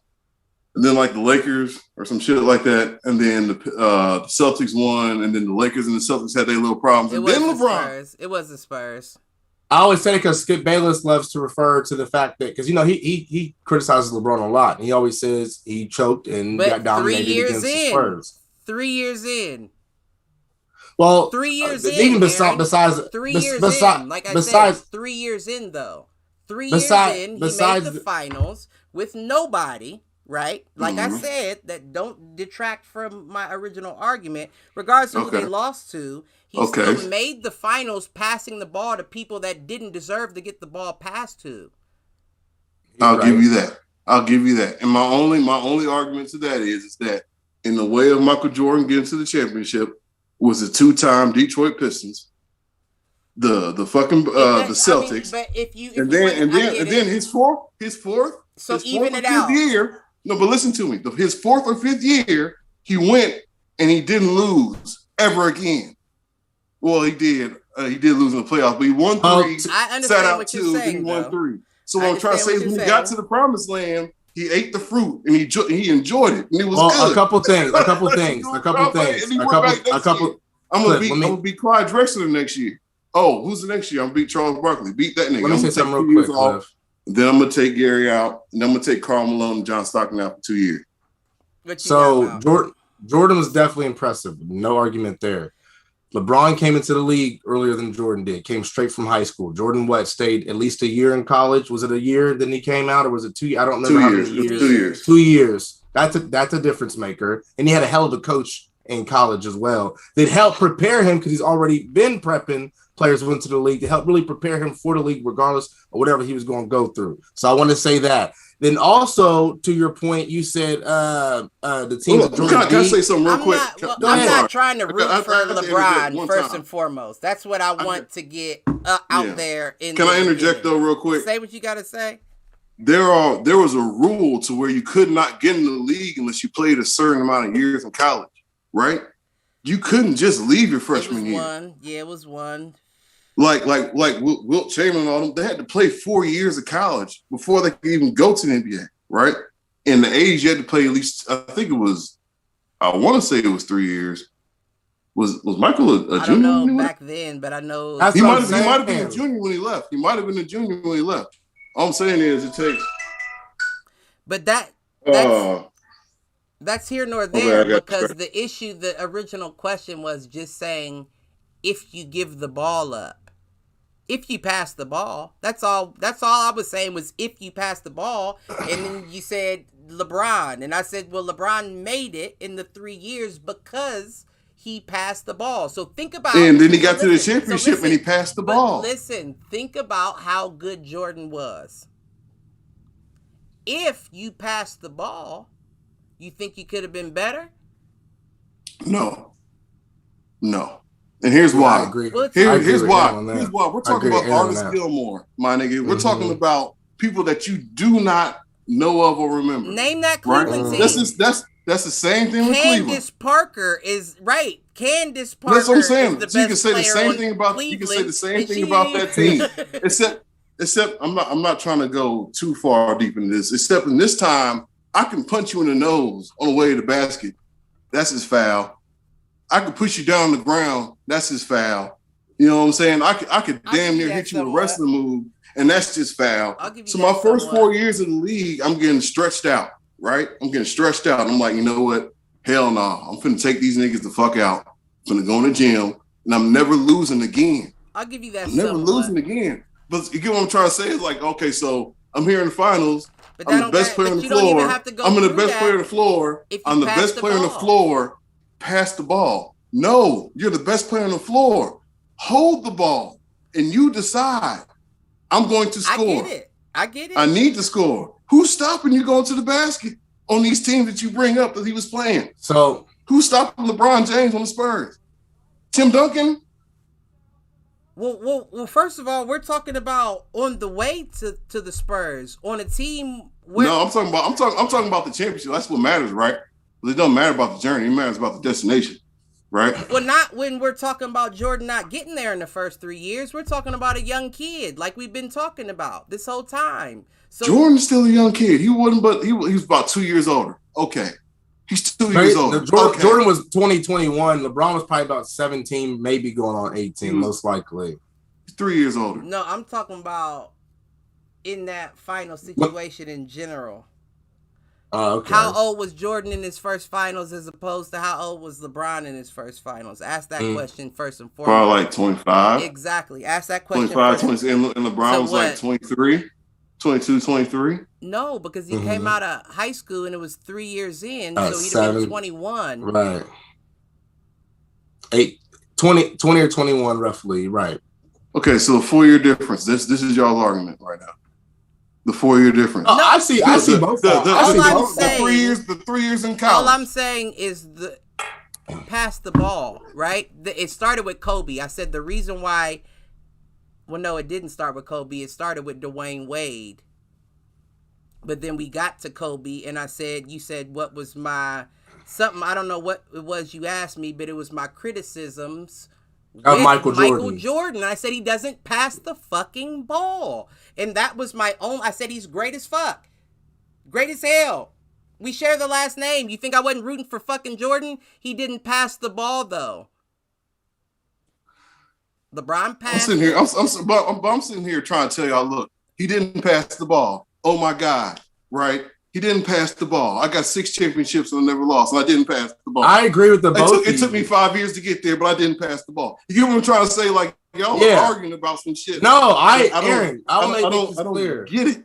I just don't get it. I agree with you and Cliff, but for different reasons. I agree with the both of you. I'm 50-50, but for different reasons.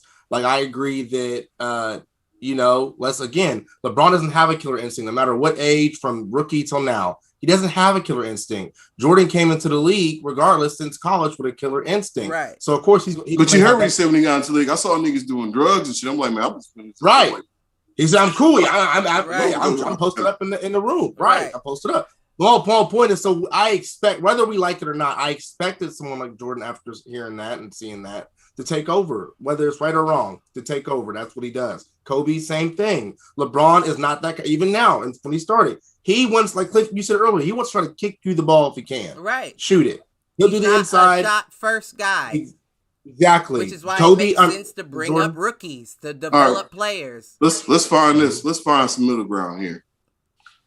Michael could use a little more LeBron in him, and LeBron could use a little more Michael in him. Definitely. And they both be. Well, we can agree on that. I'll give you that.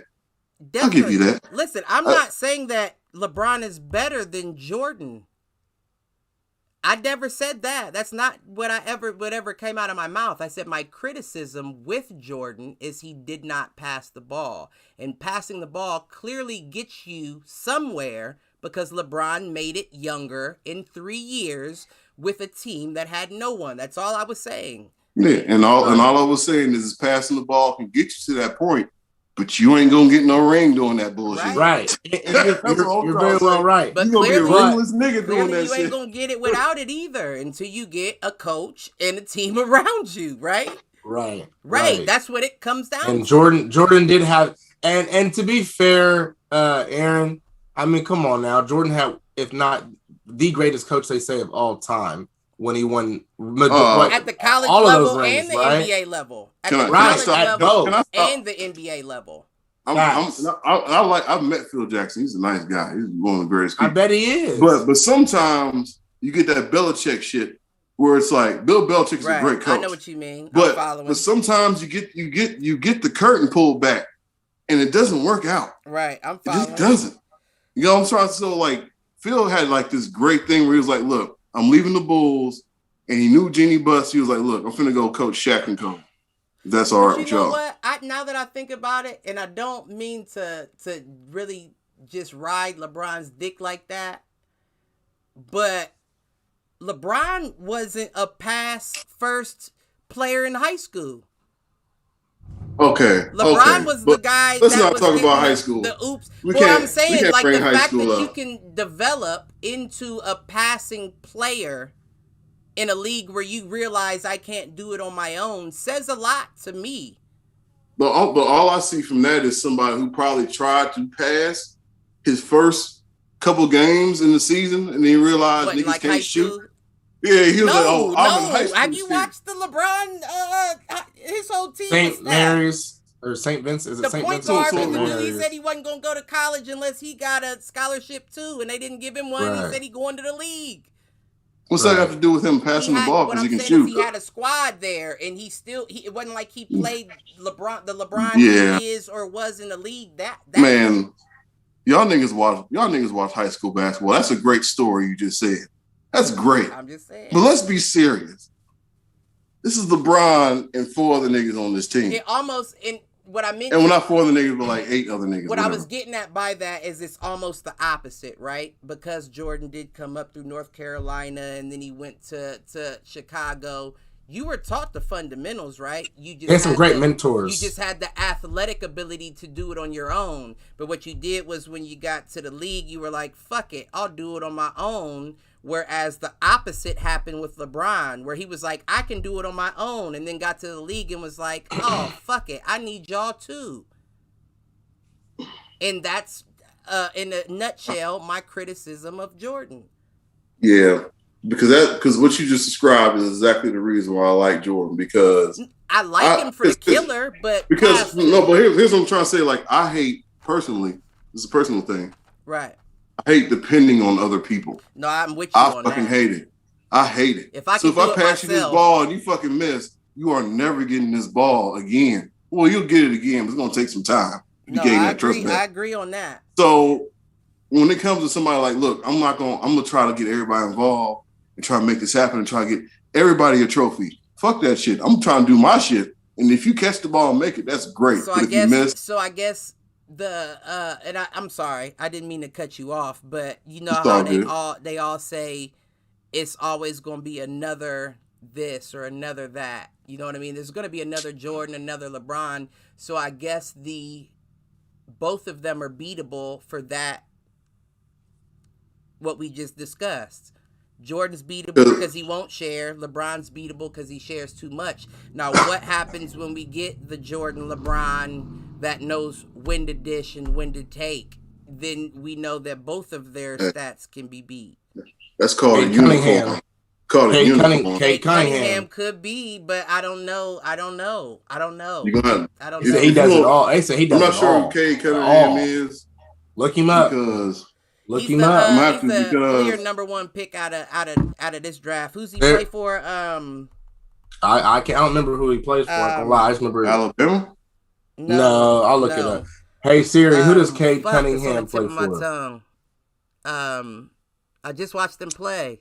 Oklahoma State Cowboys. Right. Oklahoma State Cowboys. I was about to say it's orange and something. Yeah, but he's the Cowboys. He could do it all. I don't know. I don't know if he's that though. I don't know if Cade's that. I mean, we'll see. We never know. I mean, no one knew that LeBron and Michael coming out. But what you described to me is like that bad chick that you meet that's sane, that bad, and she can cook, and her house is clean with no kids. That knows she's as bad as she is. Yeah, and her family is level-headed.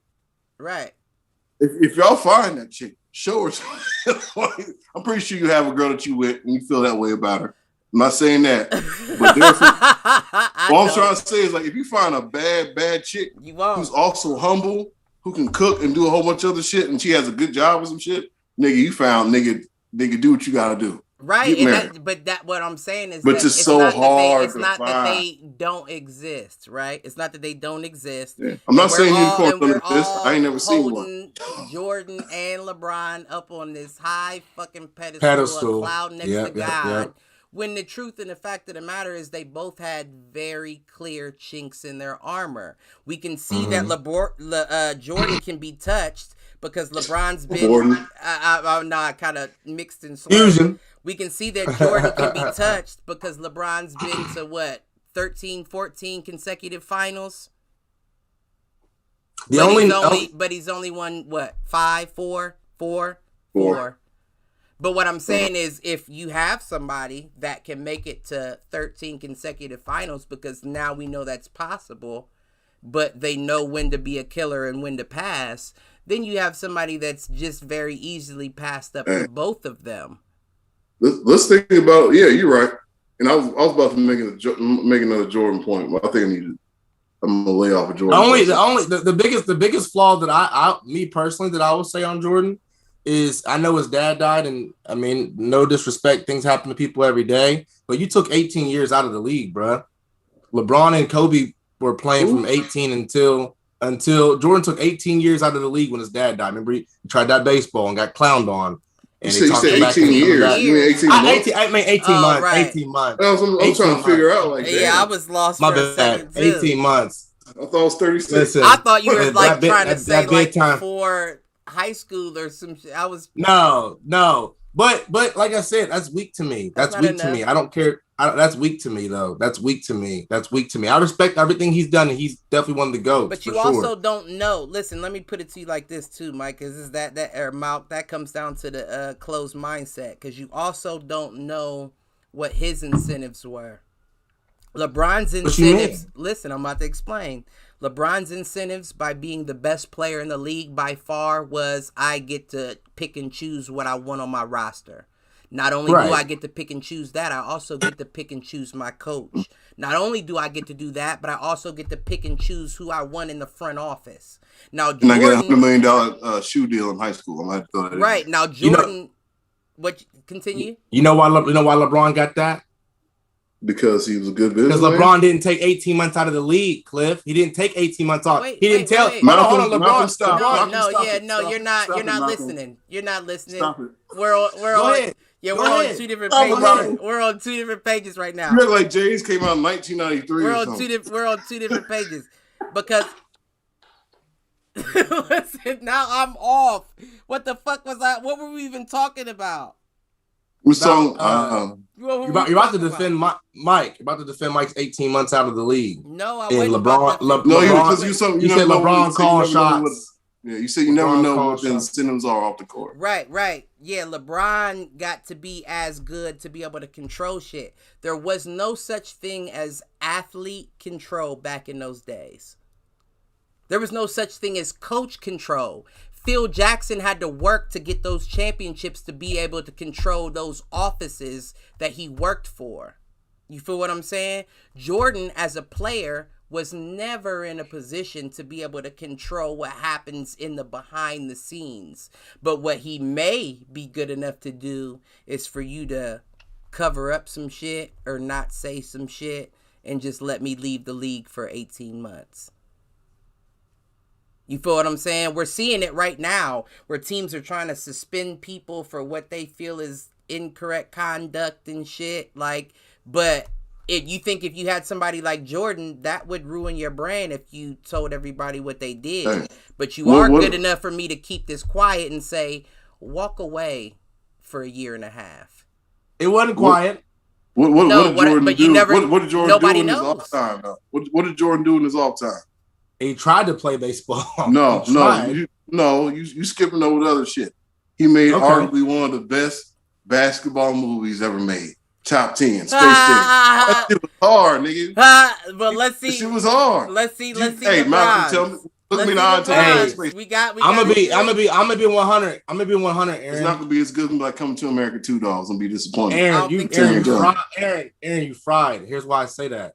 Technology definitely. That's what I was about to say. And also, Aaron, you understand, bruh. I'm and 100. No. Before you say that, go ahead, Cliff. He's buddy. You just said that. LeBron's buddy with everybody in the league. You just said that at the beginning of the podcast. Come join me.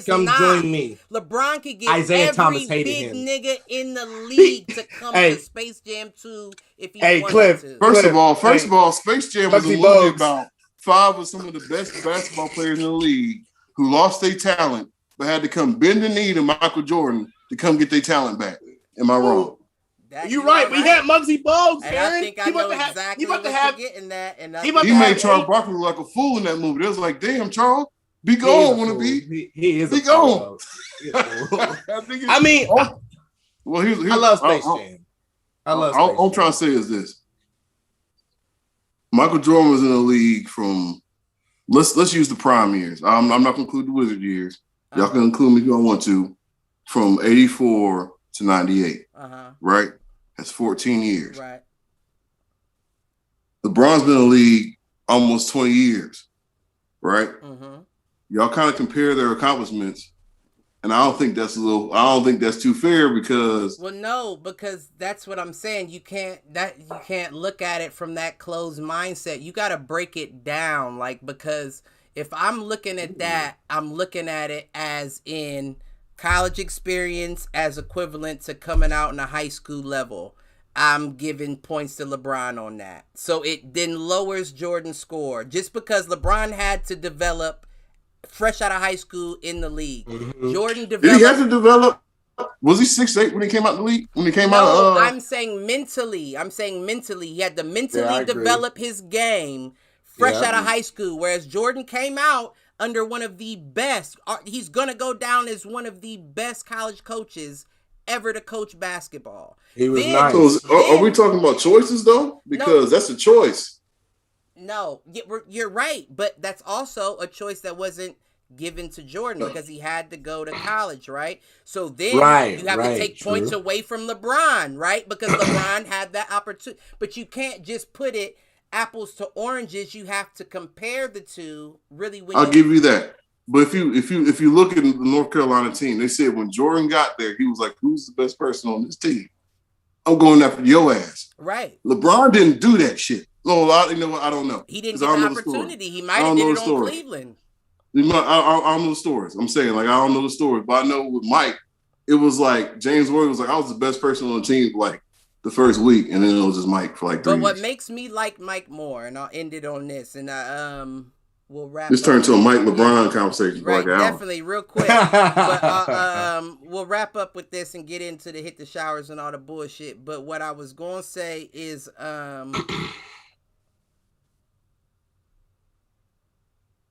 I don't even remember what I was gonna say. Now that I think about it, but we'll wrap it up regardless. Out of Okay, I'm gonna play a little to you, Mount, just because I know your situation this week.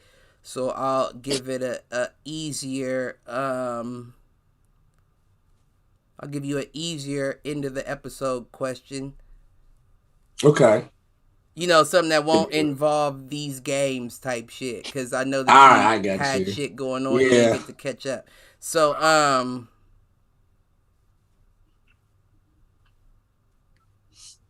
wait, before I do that, what were the Warriors ranked in the West? Can you look that up for me real quick? Siri, what are the Warriors ranked in the West Conference, Western Conference? They're 9th, 22 and 22. Okay. And Steph's out. Yeah, that's why I was about to ask that question, and that kind of fucks it up. Well, that goes to show that Draymond Green ain't doing this shit on defense. Right. But yeah, I was about to add. You can play all the defense you want to, and you can't win with 8 points. Right. Right. Points. Listen, And one rebound at that. nigga, no, he be 8 points, 8 rebounds, 9 assists, 6 assists. Yeah. But Man. I was gonna say by playoff time, what I want to wrap it up. Give me by playoff time, y'all's top 4 seeds in the West, and who y'all want to hit the showers this week. Top 4 seeds in the West. Suns, Dallas. Top 4, right? Yeah. Suns, Dallas. I hate the Clippers. The way it's looking, I'm going off with how things are looking right now. Suns, Dallas, Clippers, probably, and I'd say the Blazers. I feel. Sorry, Utah. Sorry, Utah. Suns, Dallas, Utah, Blazers. So Dallas. I left the Mavericks out. I left the Mavericks out. Overpasses. So Dallas overpasses Utah, and the Suns overpass Utah as well. Is what you're saying? Yeah, the way Suns is looking, boy. I mean, I could see that. I could definitely see that. I'm not gonna act like I can't. Right now, as far as 1 through 4 goes, I just named off the teams. I'm not gonna lie, I didn't rank them. But that's what I was saying. Seeds. That's why I said seeds. Yeah, I'd say 1. Let's just say Utah. 2, Suns. 3, we'll say Dallas. 4, we'll say Portland. Because I'm trying to think of the other teams in the West. I don't think there's any other. Yeah, it's sketchy right now in the West. Okay, and who's hitting the showers? Hit the showers. Ooh, that's tough. I'm gonna say I had a couple in my mind earlier when we first started the show. I'm gonna say hit the showers though. Man, I'm gonna say Aaron's boy, Ben Simmons, bro, hit the showers. Hit the showers. Ooh, you that big, why is that? And you just don't get it done. Well, wait, they just beat the Warriors. He's not impressed me. They just beat the Warriors 108-98. Cliff. They have no Steph Curry or Klay Thompson. I hope that elementary school or a high school team could beat the Warriors. Listen, they still are right now. Malcolm, can you say out loud to the people who the best team in the East is right now? If you could just say that out loud real quick, that'd be great. The best team in the East is Brooklyn. No, it's not. What's the best team in the East right now? I know it ain't Chicago. I'm just asking. Yeah. Hey Siri, who's the best team in the Eastern Conference in the NBA? Philadelphia Sixers. Oh. 31-13. Okay. But it wasn't because of Simmons. It was because of it once again. No, I'm just asking. Embiid.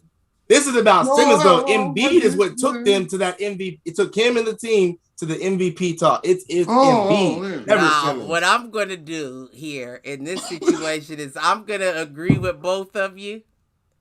But what I'm going to do is I'm going to say what I've noticed from you, Aaron Flagrant Foul Spencer, is that you like to, what's the word I'm looking for? when you make your arguments, you generalize them so they're not specific to one. You know what I mean? So you can be positioned as right, but I've been playing chess a lot lately. Okay, well, I'm not mad at you. Listen, I'm not mad at you. Well, since your brain's firing on all those cylinders, give me your top 4 seeds in the West and who's your pawn of the week. Shit, pawns are important. Jazz, I don't see them falling out. The Suns are strong. The Lakers are out of there. I don't see how you can see the Clippers going to just fall that far out. So I'll go Suns, Jazz, Blazers, and Clippers. I'm leaving the Nuggets out of there. I don't think the Nuggets are going to do nothing. And my hit to showers is Lloyd Pierce, man. Because I fuck with him. He was the coach of the Hawks. Okay. He got fired like a week or two ago. I think the Hawks won. And the Hawks won like the last couple games, 10 straight games almost. I felt bad for you. Listen, what you get fired for? Because I don't know. Not producing. Probably not producing. Right. They were losing. Right. And then Nate McMillan, who's another black man, took over, and all of a sudden they win. So I, you know what I'm saying. So I felt bad for you first. No, I said I felt bad for you at first. Then I saw the Hawks start winning without you. I'm like, oh. Yeah, just because you get fired and you black, get that nigga the fuck up out of there. No, I get what you're saying, but like they was firing him like, oh, so like shit's gonna be better. Hey, it was better. That's what you hope for. That's what you pray for. I was riding with you for a second, but hey, listen, I'm gonna grab some bench, man. Okay, well, I will wrap it up. My seeds, I'm gonna have to go. I honestly don't. I don't see Suns staying healthy enough to get the 1. So I'm gonna keep it with Utah. I'm gonna go Utah, Phoenix. Yeah, I guess it would be Utah, Phoenix, Trailblazers, Clippers is my what's the name?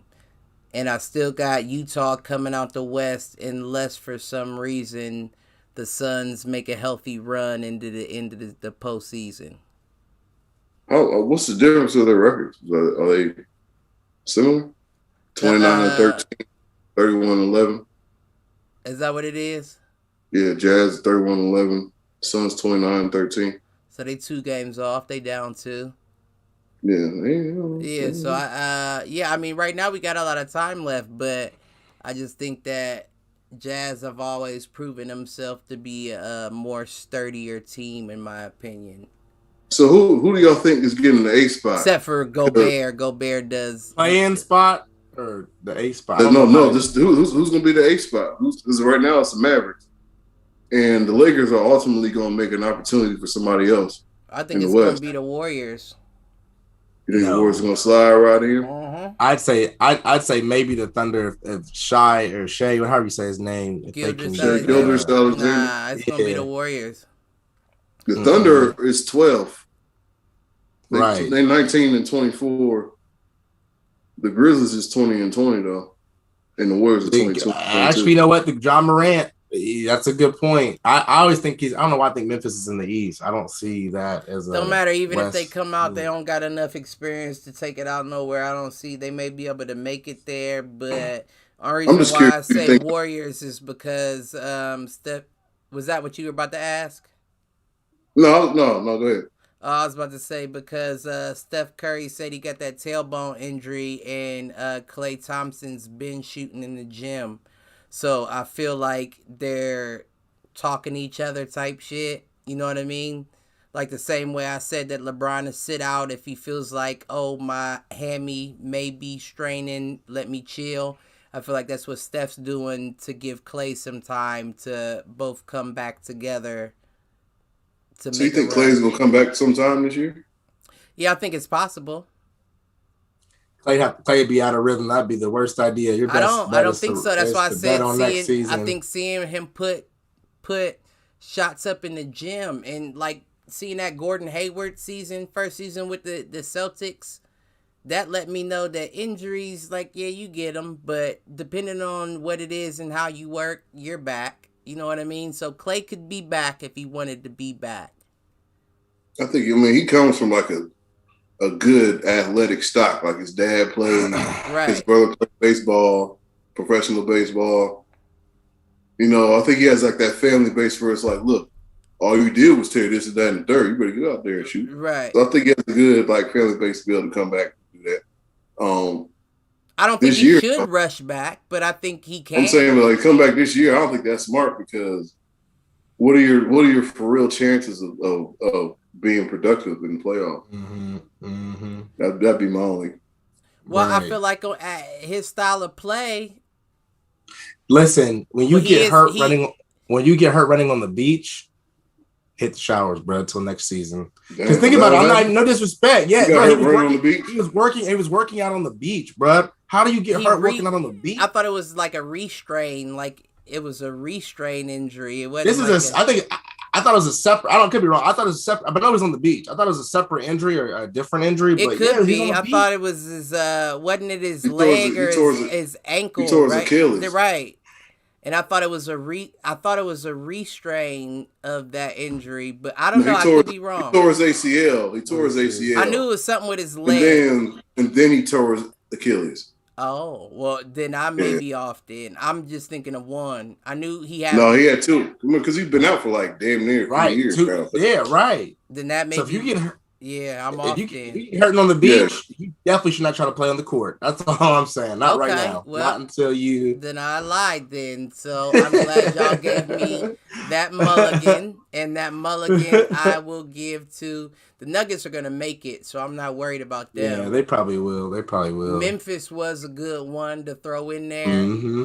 But I'm not going to go Memphis. I'm going to go...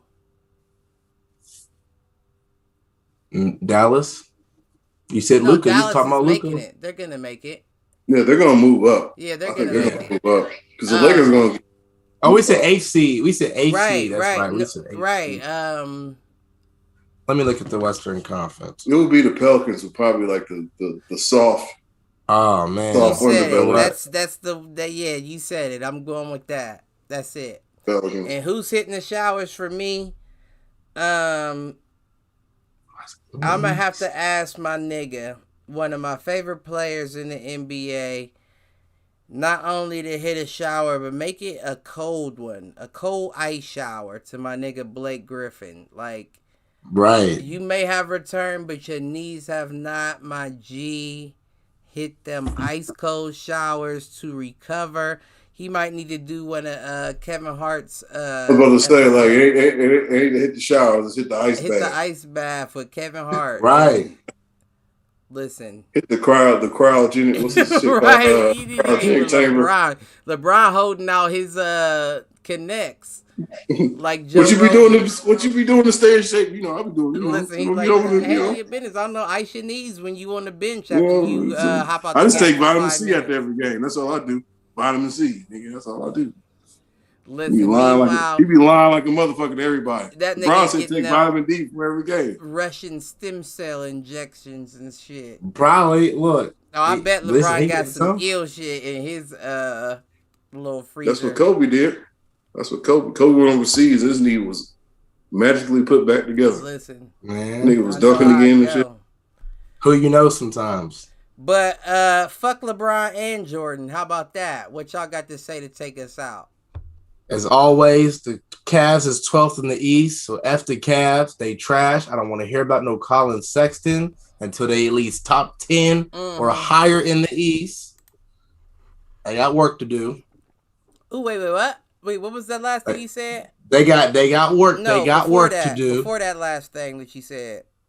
F the Cavs. Oh, I said until I don't want to hear about the Cavs until they get at least to the 10th spot or higher in rankings in the East. Because they got 12 right now. Listen, wait till next year. As long as LeBron or LeBron Jr. doesn't come to the Cavs and fuck us up. He talking about needing to go to college. LeBron Jr. need to go to college. Oh. Didn't Take this nigga Kyle. Isn't he off of Achilles? He got hurt too. He got hurt too. Yeah. He tore his MCL. He got hurt too. Is it MCL? Yeah, he tore his MCL. He got hurt too. Listen, like father, like son now, I guess. But nothing else. Nobody else. No, Chicago listen. Bulls. Well, as I'm still a Chicago Bulls fan, man. I don't talk about them much. Chicago Bulls, baby. So I'm just gonna say, we number 10.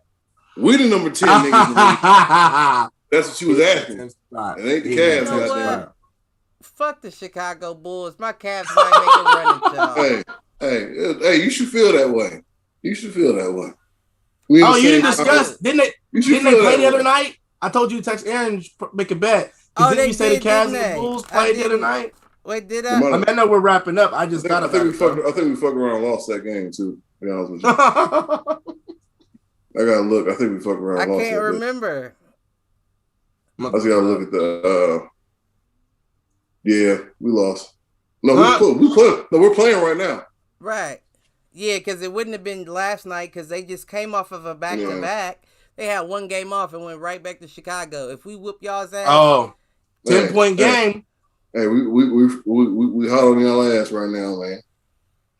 I'm not betting shit.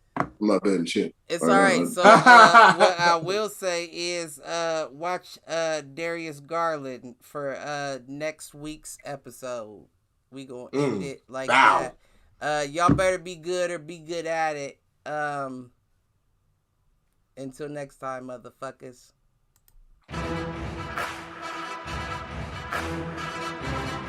Word.